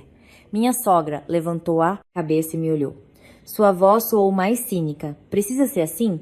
Somos uma família. Por que fazer parecer um tribunal? Respondi imediatamente com uma voz leve. Justamente por sermos uma família. É por isso que tem que ser claro. Não quero que a senhora diga que estou a oprimindo. E também não quero que ninguém transforme minha casa em sua propriedade. A atmosfera na sala ficou pesada. Eu sabia que eles não gostaram, mas no final, depois de trocar olhares com os filhos, Dona Sônia ainda pegou a caneta e assinou. A maneira como ela assinou foi muito rápida e com pressão. Não como alguém sincero, mas como alguém que estava segurando a raiva, esperando por outra oportunidade. Olhei para o traço da caneta e tive ainda mais certeza de que ela estava sendo paciente. Não para viver em paz, mas para poder colocar um pé dentro desta casa. Peguei o contrato de volta, verifiquei por um momento e o coloquei na mesa. E no momento em que os três estavam um pouco aliviados, levantei a cabeça, olhei diretamente para a dona Sônia e fiz uma pergunta. A senhora já assinou? Então agora quero perguntar. Onde está a sua casa antiga? A sala inteira pareceu sufocar. Sem som, ninguém se mexeu. Camila foi a primeira a reagir, mas não com a boca. Seu rosto ficou pálido. Bruno virou o rosto, sua mão no colo se fechou em punho, enquanto Dona Sônia, seu olhar mudou instantaneamente. Sua arrogância desapareceu em um piscar de olhos. Não lhes dei tempo para pensar. Continuei, minha voz ainda neutra, mas cada palavra pesada como uma pedra. Ou será que a casa já foi hipotecada? E agora a senhora planeja usar minha casa para conseguir um empréstimo de resgate? Dona Sônia bateu na mesa com força. O copo de água tremeu. Ela me olhou fixamente. Sua voz sibilou. Onde você ouviu essa fofoca? Tenha cuidado com o que fala. Não fiquei com raiva nem discuti. Apenas abri meu celular, toquei a gravação da minha conversa com o conhecido do meu marido. A voz do homem do outro lado soou clara na sala silenciosa. A história sobre Camila hipotecando a casa, sobre seu negócio falido, sobre os cobradores de dívidas que não paravam de vir. Apenas uma gravação de algumas dezenas de segundos. Mas a atmosfera na sala explodiu. Camila se levantou imediatamente, seus olhos arregalados, sua boca tremendo, querendo negar, mas não conseguia. Dona Sônia olhou para o meu celular, depois para a filha. Seu rosto era de pânico e raiva. Bruno de repente se virou para mim. pela primeira vez, não tentando mais ser pacífico, e gritou: "Você está espionando minha família!" Levantei a cabeça e o encarei sem levantar a voz, mas tão fria que eu mesma me senti diferente. "Não, estou apenas protegendo meus bens." A frase foi curta e firme, e naquele momento vi claramente as 3 pessoas à minha frente não eram mais uma família, buscando abrigo. Eram uma gangue cuja fachada eu acabara de arrancar à força. Assim que a gravação terminou de tocar, a sala mergulhou em um silêncio tão denso que eu podia ouvir o tic-tac do relógio na parede.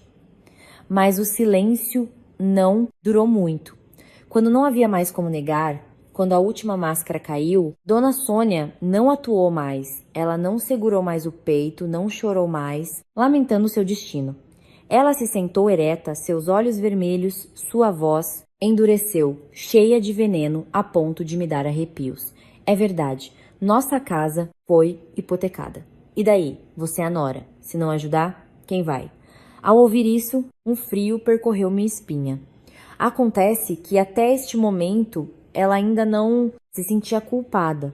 Ela não tinha vergonha de ter enganado, não se arrependia de ter cobiçado minha casa e não se sentia humilhada quando seu plano foi descoberto. Em sua cabeça, tudo ainda girava em torno de uma palavra: natural. Era natural que a nora se sacrificasse. Era natural que o que era meu se tornasse deles. Era natural que eu arcasse com as consequências da estupidez dela e de sua filha. Olhei diretamente para ela.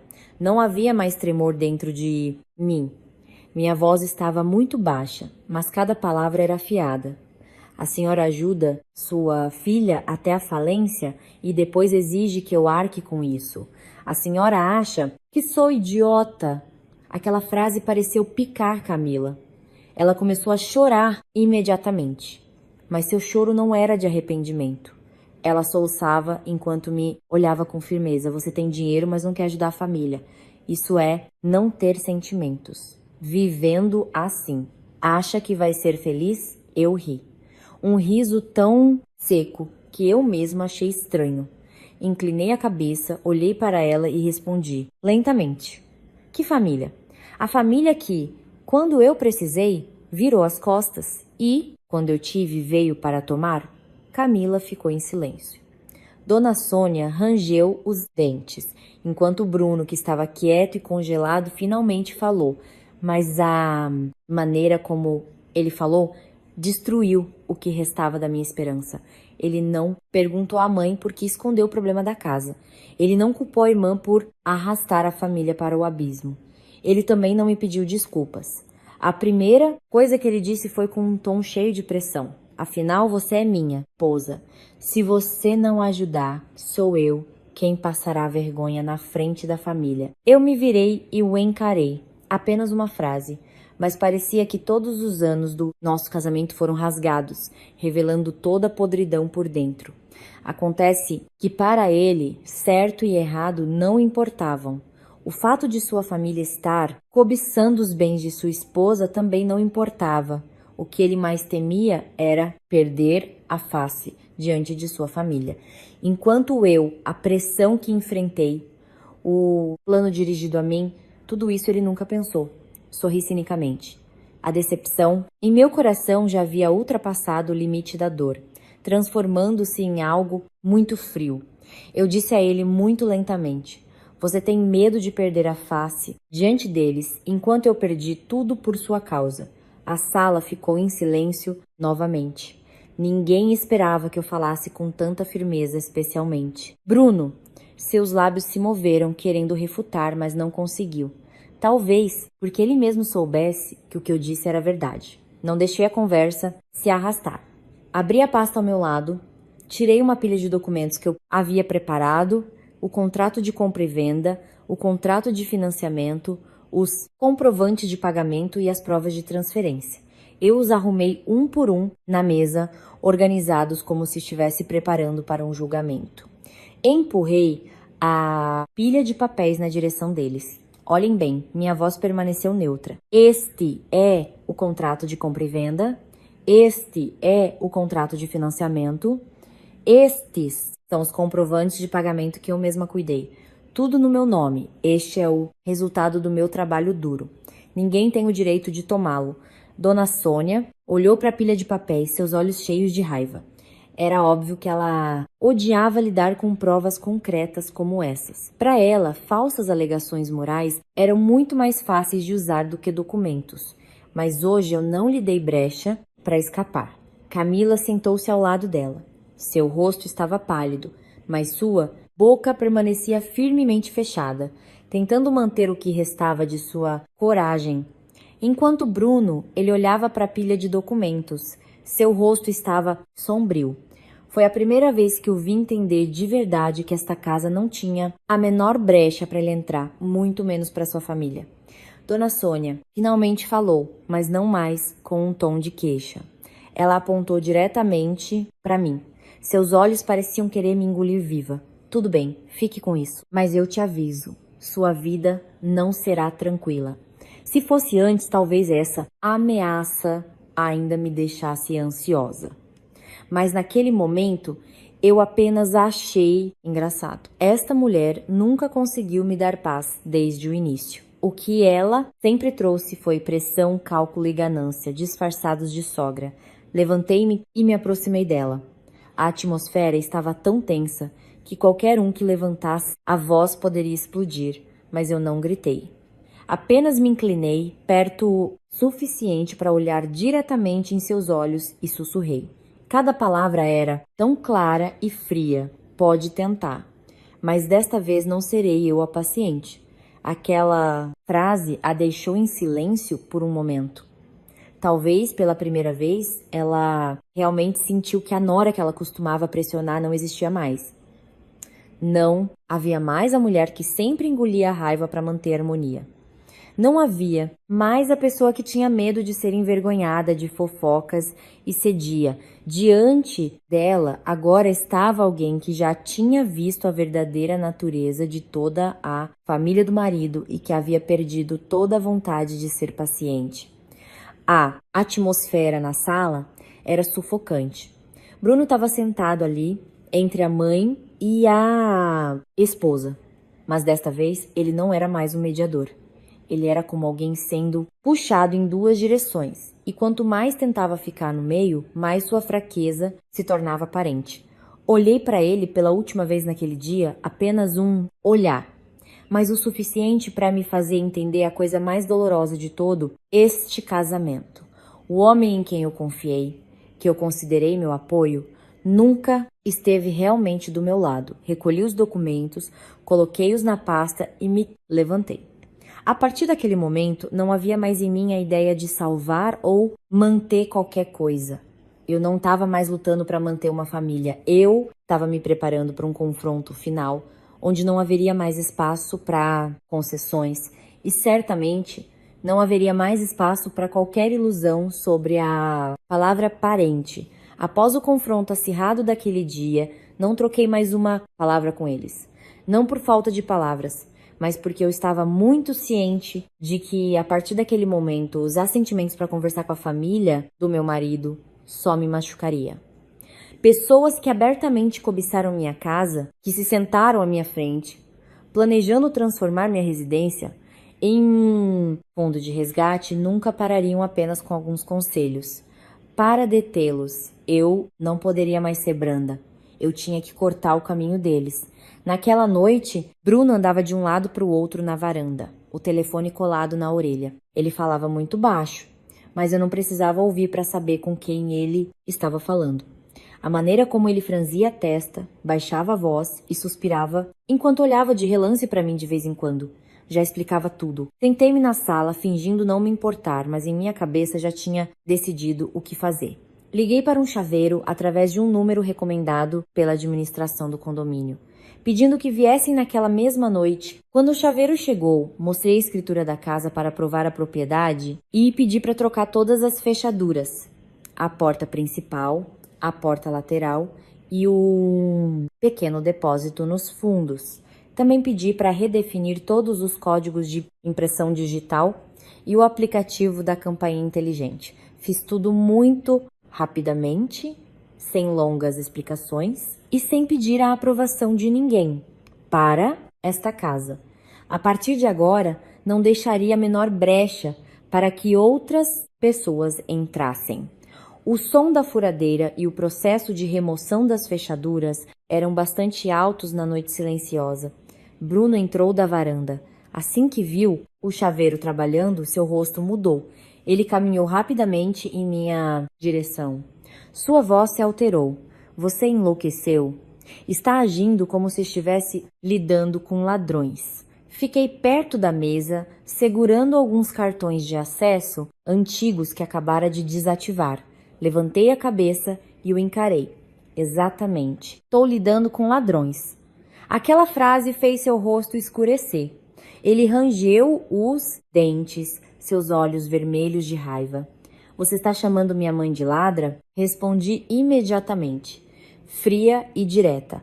Qualquer um que entra sem a permissão do proprietário e tenta tomar casa, para mim é a mesma coisa.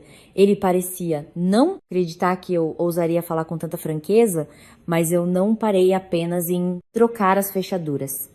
Enquanto o chaveiro redefinia o aplicativo, pedi para remover todas as contas antigas conectadas, removendo o acesso do celular do meu marido, trocando a senha do Wi-Fi, o e-mail de recuperação e os códigos das câmeras de segurança dentro e fora de casa. Antes, por pensar que éramos marido e mulher, eu o deixei instalar tudo em seu celular. Agora, pensando bem, foi essa confiança que criou tantas brechas. Uma vez tola já é o suficiente. Bruno ficou observando enquanto eu fazia tudo isso. Seu rosto passou de raiva para tensão. Ele avançou e segurou minha mão no momento em que eu estava assinando o comprovante de serviço com o chaveiro. Se você fizer isso, significa que também quer me expulsar. Soltei sua mão do meu pulso e disse muito baixo: se você ainda considera esta casa um lugar para sua mãe e sua irmã virem tomar. Você mesmo sabe a resposta. Ele ficou paralisado. Talvez só então ele tenha percebido que eu não estava mais apenas com raiva.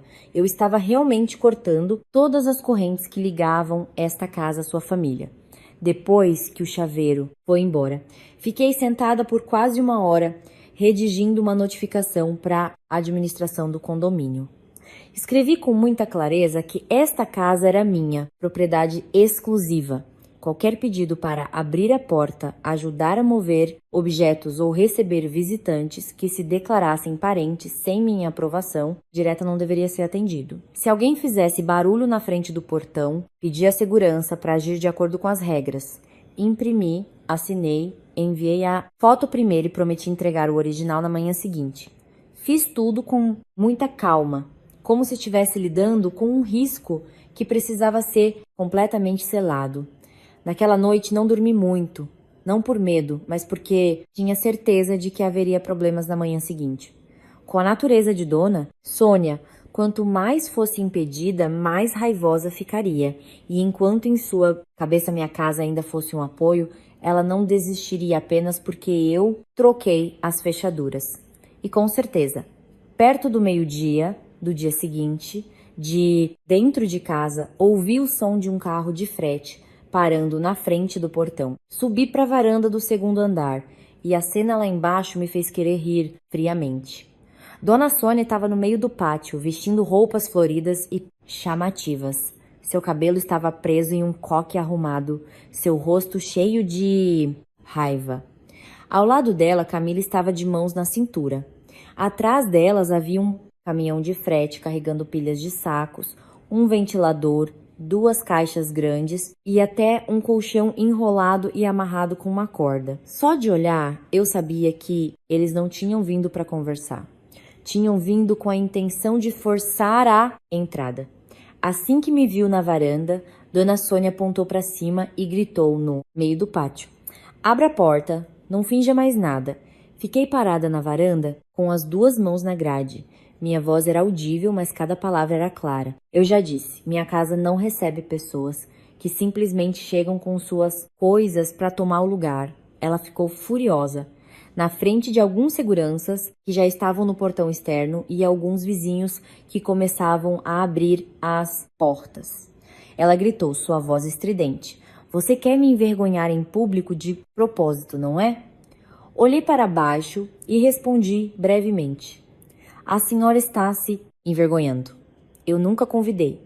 Camila ficou tão brava que seu rosto ficou vermelho.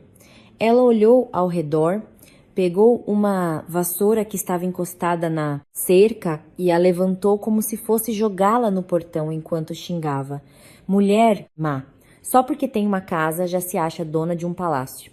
Um segurança avançou imediatamente e segurou sua mão, advertindo-a firmemente para não criar confusão. A atmosfera lá embaixo estava tão tensa que todos prenderam a respiração.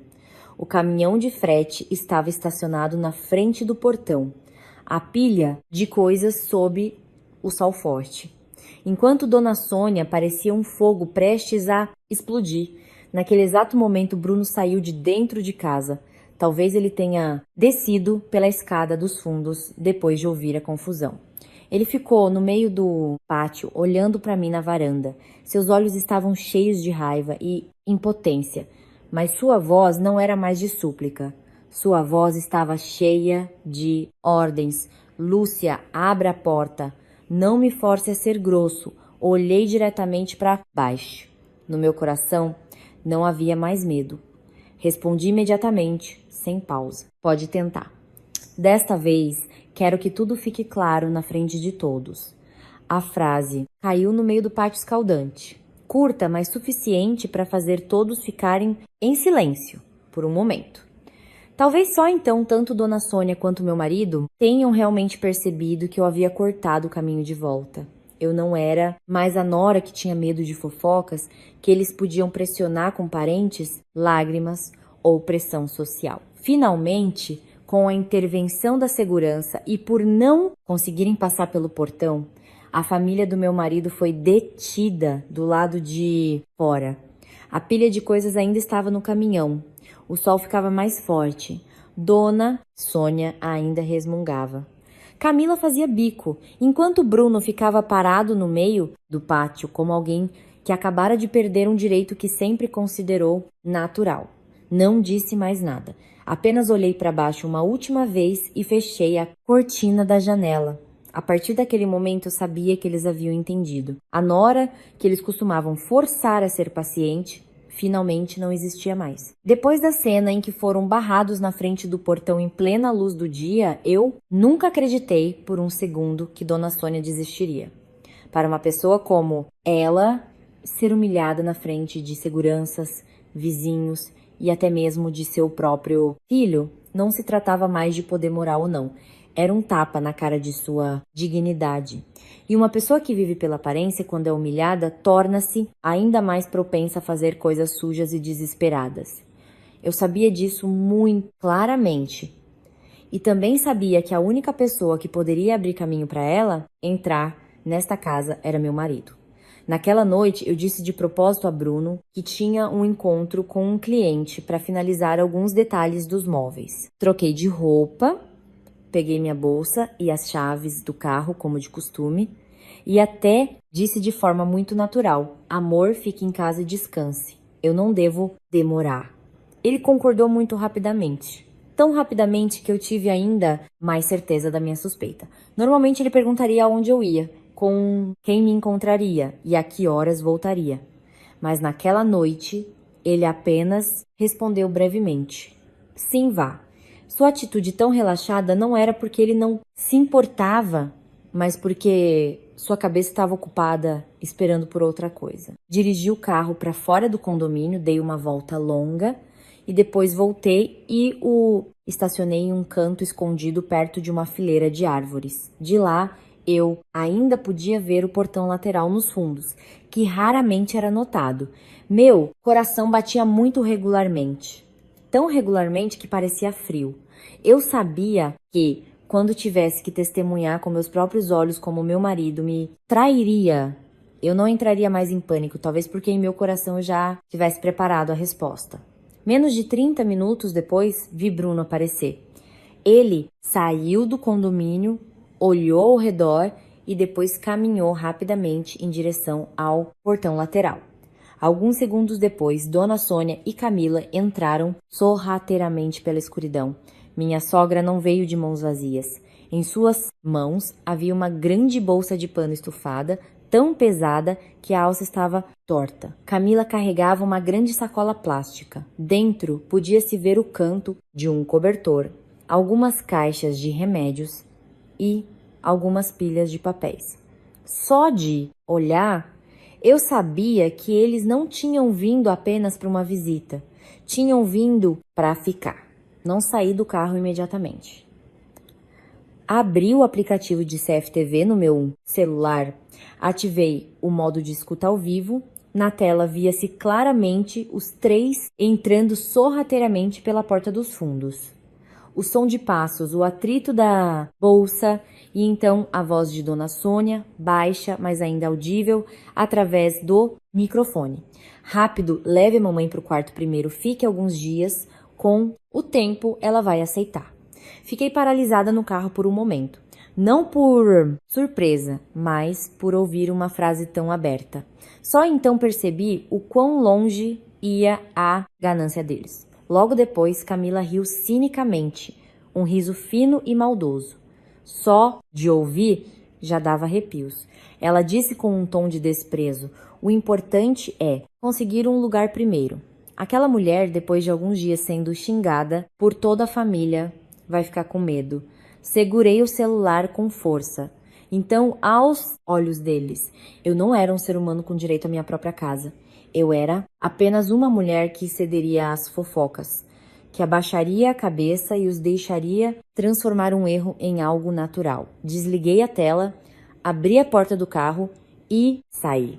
Cada passo em direção à casa era muito firme. Eu não corri, não me apressei, não entrei em pânico. Em minha cabeça havia apenas uma coisa. Hoje, se eu não os detivesse completamente, eu estaria abrindo a porta para um desastre entrar na minha vida. Quando cheguei à porta, já ouvia o som de coisas sendo arrastadas escada acima. Coloquei a chave, empurrei a porta com força. Assim que a porta se abriu, os três ficaram rígidos como se tivessem sido banhados em água gelada. Bruno estava no meio da escada, segurando a sacola plástica de Camila. Dona Sônia abraçava sua grande bolsa de pano, enquanto Camila acabara de colocar um rolo de cobertor no chão. Os três se viraram para mim ao mesmo tempo.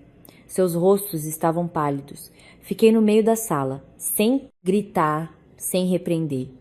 Apenas olhei para os papéis na mão da minha sogra, para a pilha de cobertores aos pés de Camila, e parei no rosto pálido do meu marido. Sorri cinicamente, mas minha voz estava tão fria que eu mesma me estranhei. Que ótimo, amor. De dia, em frente ao portão, não conseguiu. À noite, vira ladrão com a sua mãe. Bruno parecia muito sem graça. Sua coragem na frente da mãe mais cedo havia desaparecido. Ele desceu apressadamente um degrau, estendendo a mão como se quisesse me acalmar. Querida, me escute primeiro. A mamãe só queria descansar um pouco. Não exagere. Eu o interrompi, não lhe dando a chance de desempenhar seu papel de bom moço como de costume. Descansar um pouco trazendo documentos, cobertores e remédios? Você acha que sou idiota? Minha pergunta o deixou sem palavras. Dona Sônia, vendo que seu filho não conseguia se defender, deu um passo à frente, apontando diretamente para o meu rosto. Como sempre, quando pega em flagrante, ela mudava o tom, posicionando-se como a vítima ofendida. Ela rosnou.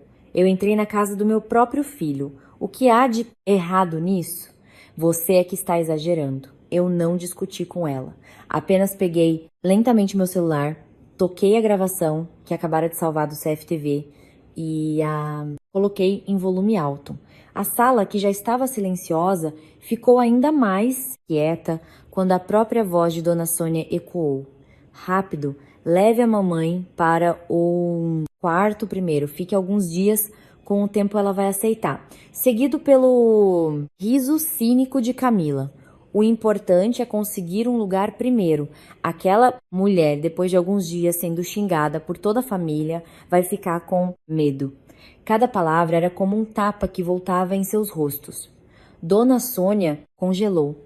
Seus lábios se moveram, mas nenhum som saiu. Enquanto Camila, seu rosto ficou vermelho. E ela se virou para o irmão. Sua voz era estridente como um arranhão. Mano, vai ficar parado aí? Você é homem. Vai deixar sua esposa te pisar? E Bruno, em vez de sentir vergonha por ter sido pego, virou-se e gritou comigo, seus olhos vermelhos. Você precisa envergonhar toda a minha família a esse ponto? Sim, eu o encarei. E naquele momento, o que restava da minha última dúvida desapareceu. Este homem não foi forçado pela mãe. Ele sabia de tudo, participou e, quando pego, o que ele pensava ainda era a dignidade de sua família, não a traição que eu estava sofrendo. Eu não gritei, não chorei, apenas dei um passo para trás, abrindo espaço na frente da porta. E apontei para fora. Minha voz era baixa, muito baixa, mas dura como aço. 1. Vocês saem por conta própria. 2. Eu chamo a polícia por invasão de domicílio. Estou falando sério. Os 3 me olharam. Dona Sônia me encarou como se quisesse me engolir viva. Camila cerrou os lábios. Seu rosto se contraiu de raiva. Enquanto Bruno ficou parado no meio da escada, pela primeira vez, incapaz de esconder seu rosto de cúmplice. Olhei para eles e percebi claramente que a partir daquele momento não se tratava mais de uma sogra querendo morar de favor ou de uma nora ingrata. Era um plano de tomada de posse que havia sido discutido detalhadamente e eu finalmente os peguei em flagrante. Depois da noite em que os peguei em flagrante, os 3 entrando sorrateiramente com suas coisas, eu não estava mais interessada em discutir. Discutir com pessoas como a família do meu marido era apenas um desperdício de energia. Eles não tinham vergonha, não tinham bons modos e não tinham limites. E quando é assim, a única coisa que pode calar, Luz, é a prova. Eu entendi isso muito bem. Então, a partir do dia seguinte, comecei a fazer algo que eles certamente nunca esperariam. Verificando novamente tudo relacionado a dinheiro, reabri extratos bancários históricos de transferências e a conta conjunta que já tivemos. Até reabri e-mails antigos do banco que há muito não olhava. Também verifiquei todos os documentos que Bruno já trouxe para casa, dizendo que eram papéis do trabalho ou cartas que eu precisava assinar imediatamente. Antes, eu assinava sem muita desconfiança, porque pensava que marido e mulher não se enganariam. Mas agora, eu não me atrevia a confiar no menor detalhe. E com certeza, depois de apenas 2 dias de verificação, encontrei algo mais sujo do que eu imaginava. Não era apenas Dona Sônia que hipotecou a casa para salvar a filha. O próprio Bruno também retirou dinheiro secretamente de nossa conta conjunta várias vezes para dar à mãe e à irmã, sem me avisar. Havia transações descritas como entretenimento de clientes, outras como adiantamento de projeto e outras como empréstimo da empresa. Antes, por estar ocupada e porque as quantias não eram retiradas de uma só vez em valores grandes, eu não verificava com atenção, mas quando juntei tudo e comparei as datas, tudo coincidia perfeitamente com a época em que Camila começou a se envolver em um negócio fraudulento e a perder dinheiro. Sentei-me, olhando para os números na tela. Meu coração estava frio como gelo, não pela perda do dinheiro. A maior dor era o sentimento de ser traída dentro do casamento pelo qual eu lutei. O homem que dormiu ao meu lado por anos, que na frente sempre dizia: querida, não quero mais que você passe dificuldades. Por trás, pegava secretamente o dinheiro da esposa para tapar o buraco cavado pela mãe e pela irmã. E o mais doloroso, se eu não percebesse logo, era muito provável que um dia eu fosse forçada a arcar com essa dívida sem saber o motivo. Não parei por aí. Continuei verificando as fotos de documentos antigos no meu celular, coisas que eu guardei antes apenas por um hábito de cautela E então encontrei uma foto que fez minha mão se fechar com força. Uma foto de um pedaço de papel, escrito à mão, a caligrafia de Dona Sônia. O conteúdo não era longo, mas o suficiente para dar arrepios em qualquer um. Essencialmente, depois de conseguir morar na casa nova, ela começaria a cuidar para que o nome do filho fosse adicionado à escritura. E o que pudesse ser tirado deveria ser tirado o mais rápido possível. Lendo isso, tive que pousar o celular por um momento. Acontece que tudo já estava planejado há muito tempo. O drama de trazer a mala, o drama de trazer os parentes, o drama de entrar sorrateiramente. Tudo isso eram apenas passos de um roteiro já existente. Não fiz um escândalo imediatamente. Eu queria apenas uma vez desmascará-los todos na frente uns dos outros. Enviei uma mensagem para Bruno, dizendo que queria me encontrar com toda a sua família em um café com sala privativa, como uma conversa final para não haver mais confusão em casa. Ele respondeu muito rapidamente, mostrando que também esperava uma chance de reverter a situação. Eu sabia que Dona Sônia viria. Pessoas como ela, quanto mais pensam que o adversário vai ceder, mais arrogantes se tornam. E, com certeza, naquele dia, ela entrou na sala privativa com um ar de superioridade. Camila seguia, seus olhos selvagens, mas ainda tentando parecer feroz. Bruno sentou-se à minha frente, seu rosto pesado, mas eu podia ver claramente a impaciência em seus olhos. Assim que se sentou, Dona Sônia zombou. Finalmente você percebeu que a questão da casa é um grande problema. Uma mulher não deve ser tão teimosa. Sorri muito levemente. O sorriso de alguém que já viu o rosto à sua frente com tanta clareza que não sente mais raiva. Eu respondi: é verdade, sogra. A questão da casa é um grande problema, por isso hoje trouxe todos os documentos para esclarecermos. Coloquei uma pilha de documentos na mesa, extratos bancários, comprovante de transferência, fotos de transações, cópias de contratos de hipoteca e até mesmo algumas conversas entre Bruno e Camila que eu vi e guardei sem querer. Cada folha eu coloquei organizadamente, como se estivesse preparando para um julgamento oficial, não uma conversa de família. Bruno foi o primeiro a mudar de expressão, assim que viu alguns extratos bancários. Seu rosto ficou imediatamente pálido. Empurrei a pilha de papéis em sua direção. Minha voz estava calma, mas pesada. Este é o dinheiro que preparei para pagar as parcelas do financiamento. Você pegou para cobrir a dívida da sua mãe e agora quer que eu arque com as consequências. Seus lábios tremeram. Sua mão no colo se fechou em punho. Antes que ele pudesse responder, Camila avançou, tentando pegar a pilha de papéis. Eu a segurei com força, meus olhos fixos nela.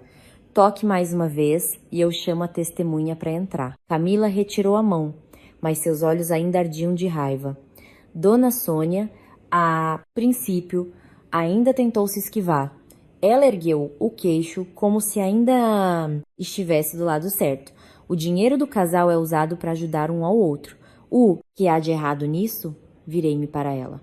Desta vez, não escondendo mais a frieza na minha voz. Ajudar deveria ser pedir permissão. Pegar secretamente por trás, como se chama isso.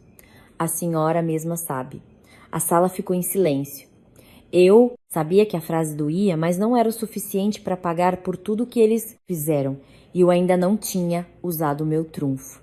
Tirei lentamente a cópia da mensagem que Bruno enviou ao corretor de imóveis anteriormente. Nela estava claramente escrita sua intenção de encontrar uma maneira de adicionar seu nome à escritura. E havia uma frase que toda vez que eu lia me dava arrepios. Se ela for teimosa, deixe a mamãe morar lá primeiro. Com o tempo também se tornará meu direito. Empurrei o papel para o centro da mesa. Apenas a leitura disso fez a sala explodir. Bruno bateu na mesa e se levantou. Seu rosto estava vermelho de ser desmascarado. Você espionou meu celular.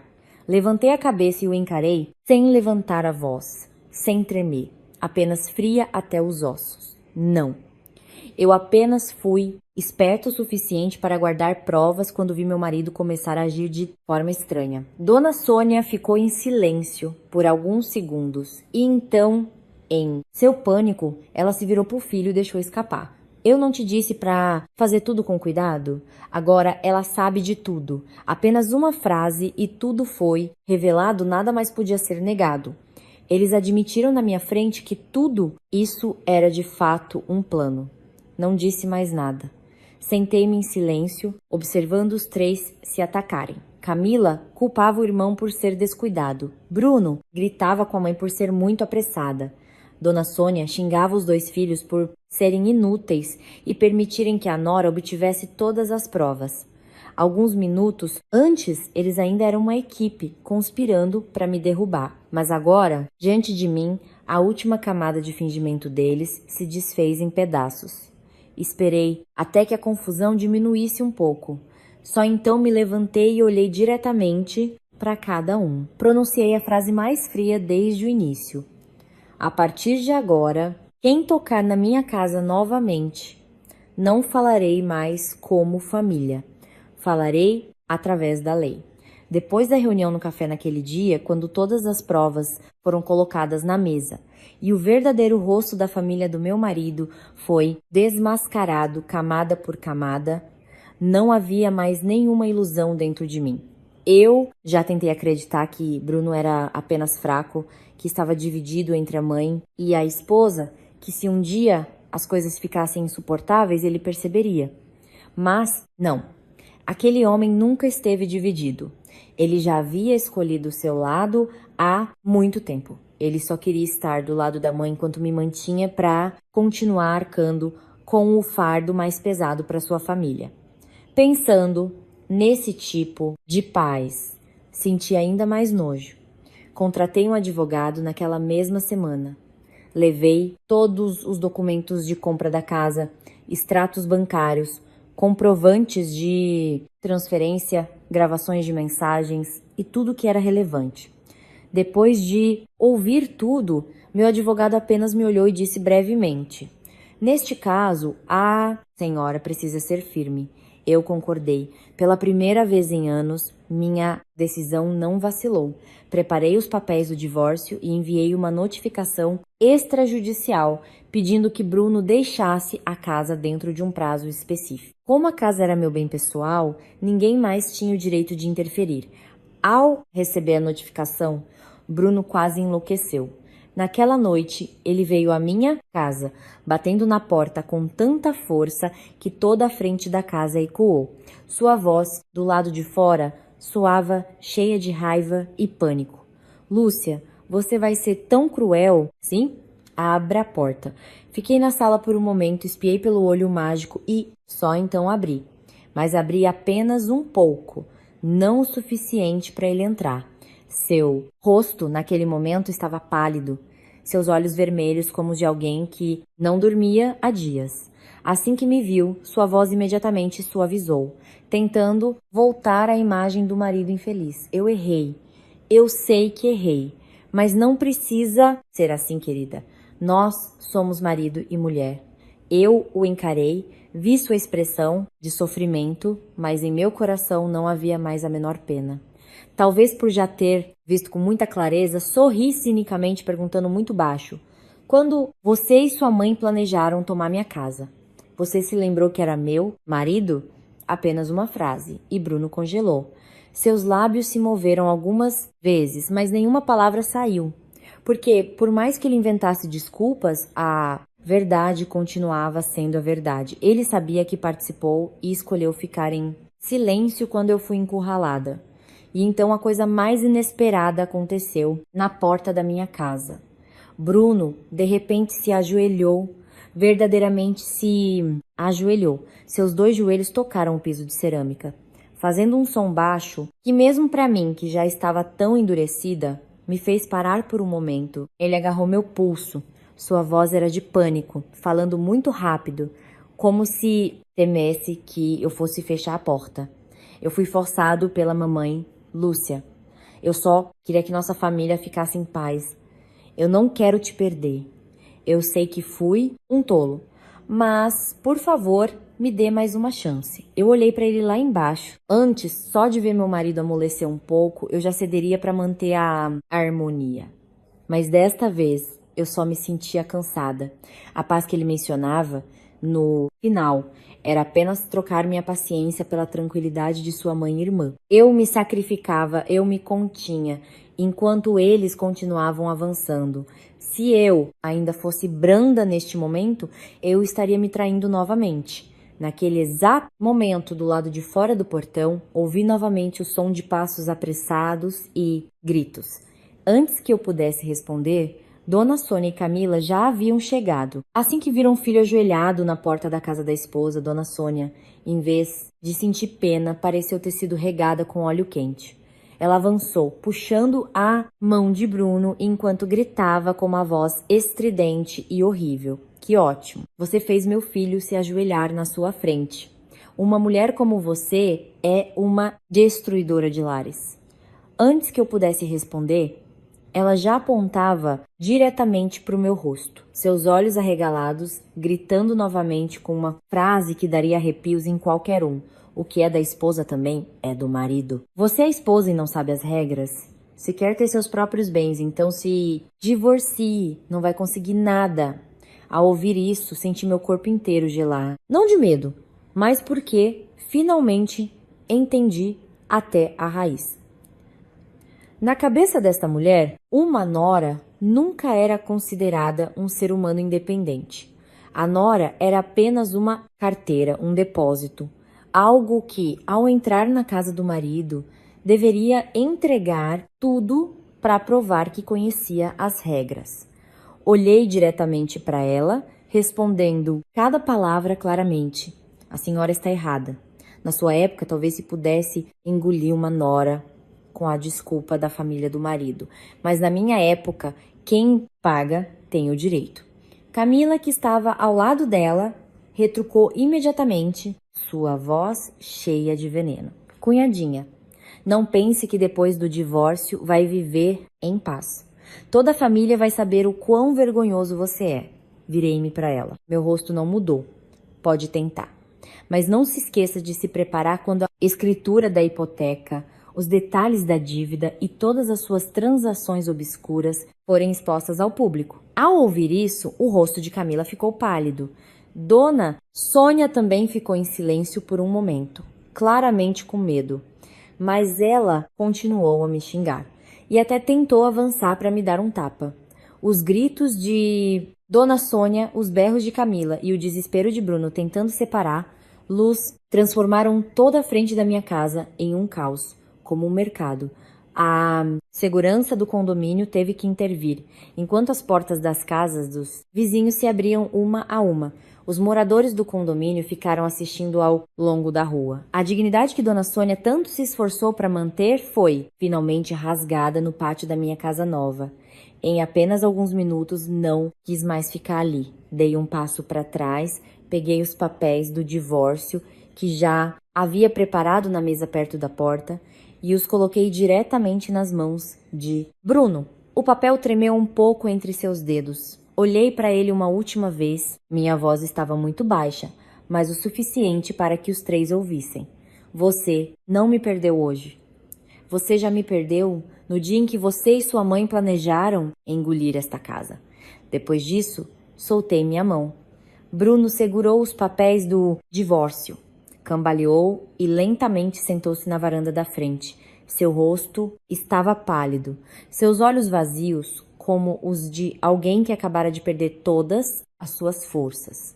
E Dona Sônia, pela primeira vez, não chorou fingindo ser a vítima.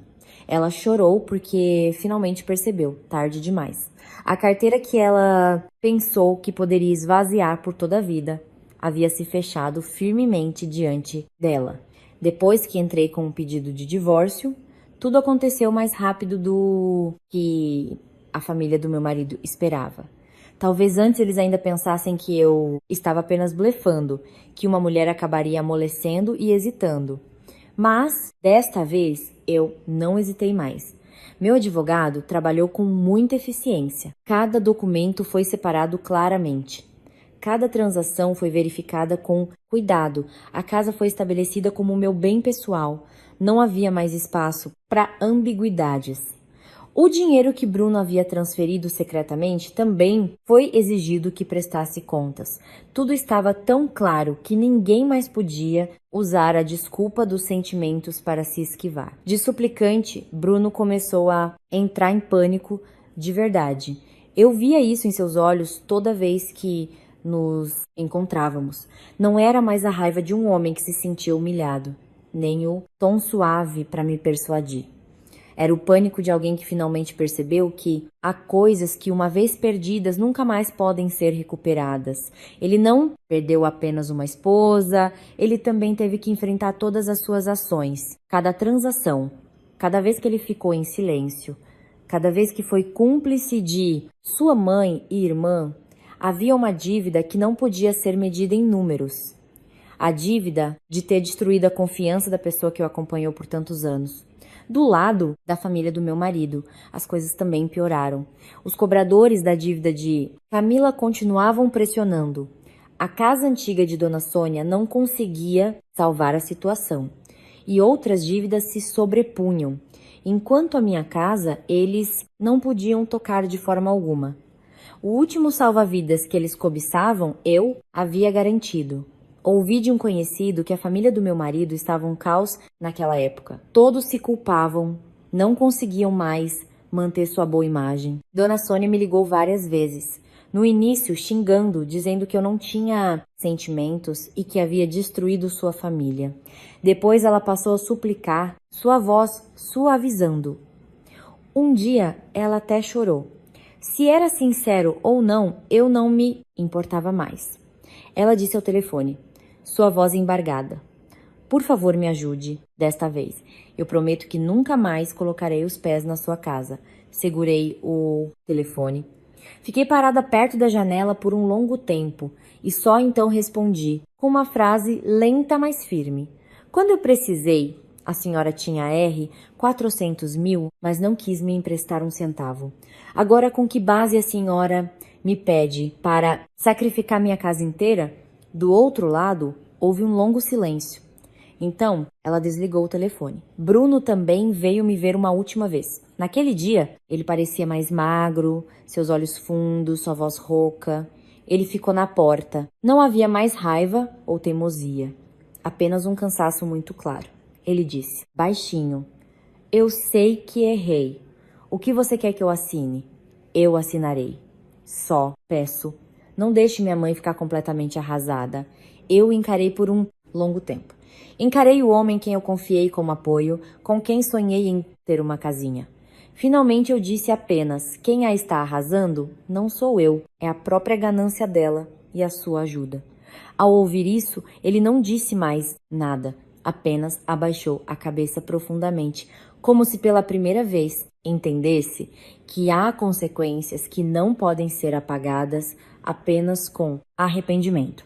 Pouco tempo depois, ouvi dizer que a família do meu marido teve que vender o que restava da terra da herança na cidade natal para cobrir as dívidas. Os parentes que antes me culparam agora se voltaram contra Dona Sônia por ter tornado os problemas da família públicos e envergonhado o nome deles. Vida é assim. Quando as pessoas ainda veem algo a ser explorado, elas ficam do lado do mais forte. Mas quando tudo desmorona, ninguém quer compartilhar o problema. Talvez o mais doloroso para Dona Sônia não tenha sido a perda de dinheiro, mas a perda do poder que ela segurou por tanto tempo. Por anos, ela se acostumou a usar seu status de sogra para pressionar a nora a considerar a paciência dos outros como algo natural. Quando tudo escapou de suas mãos, ela teve que ouvir fofocas pelas costas, ver o olhar das pessoas mudar e perceber que a autoridade que ela pensava ser tão grande só poderia se manter enquanto os outros ainda estivessem dispostos a ser pacientes. Para mim, no último dia em que Bruno tirou suas coisas de casa, eu não chorei, nem o impedi. Apenas fiquei encostada na porta, observando-o puxar uma mala pelo mesmo caminho que sua mãe percorreu quando chegou pela primeira vez. Tudo parecia um círculo se fechando. A diferença era que o primeiro foi a arrogância de quem queria tomar minha casa, E o último foi o silêncio de um homem que havia perdido o lugar onde deveria estar. Antes de ir, ele se virou e me olhou. Aquele olhar não era mais de raiva ou culpa, apenas uma tristeza muito profunda. Como se só então ele realmente acreditasse que tudo havia acabado. Ele fez uma última pergunta. Você já me amou de verdade? Fiquei parada, sentindo uma pequena dor antiga no meu coração, e então respondi baixo, mas claramente: já. É por isso que essa traição custou todo o nosso casamento. Ele puxou sua mala e continuou andando. Eu o observei até sua sombra desaparecer atrás do portão. Então entrei e tranquei a porta com minhas próprias mãos. Uma volta, 2 voltas, 3 voltas. Desliguei a campainha, fechei as cortinas, caminhei lentamente até o centro da sala e me sentei. A casa estava muito silenciosa. Um silêncio que em anos como Nora eu nunca havia sentido. Não havia mais críticas, não havia mais olhares inquisidores. Não havia mais falsos conselhos morais usados para encobrir a ganância. Olhei ao redor da minha casa nova. Esse lugar já foi cobiçado como uma presa. Já foi alvo como uma saída para os erros deles. Mas depois de tudo, este lugar ainda estava aqui, inteiro e tranquilo. E pela primeira vez, senti que esta era realmente a minha casa. Não apenas porque meu nome estava na escritura, mas porque eu a defendi com minha própria dignidade. Minha história não termina com uma vitória barulhenta. Termina com um sentimento de dor e alívio ao mesmo tempo. Perdi um casamento, mas mantive o mais importante: o direito de determinar minha própria vida. Há portas que se fecham não para terminar tudo, mas para impedir as pessoas que nunca nos consideraram família. Naquela tarde, eu estava perto da janela. A luz do sol caía no chão, formando uma longa e brilhante linha. Segurei as chaves com força na mão e, de repente, percebi que a paz não é algo que os outros nos dão. Às vezes, a paz começa no momento em que somos conscientes o suficiente para dizer não, frios o suficiente para fechar a porta e fortes o suficiente para defender a parte da vida pela qual lutamos arduamente. Lá fora, a família do meu ex-marido ainda teria que lutar no caos que eles mesmos criaram. Enquanto eu, pela primeira vez em anos, podia viver na minha própria casa, com a minha própria vida e com a paz que eu mesma guardei.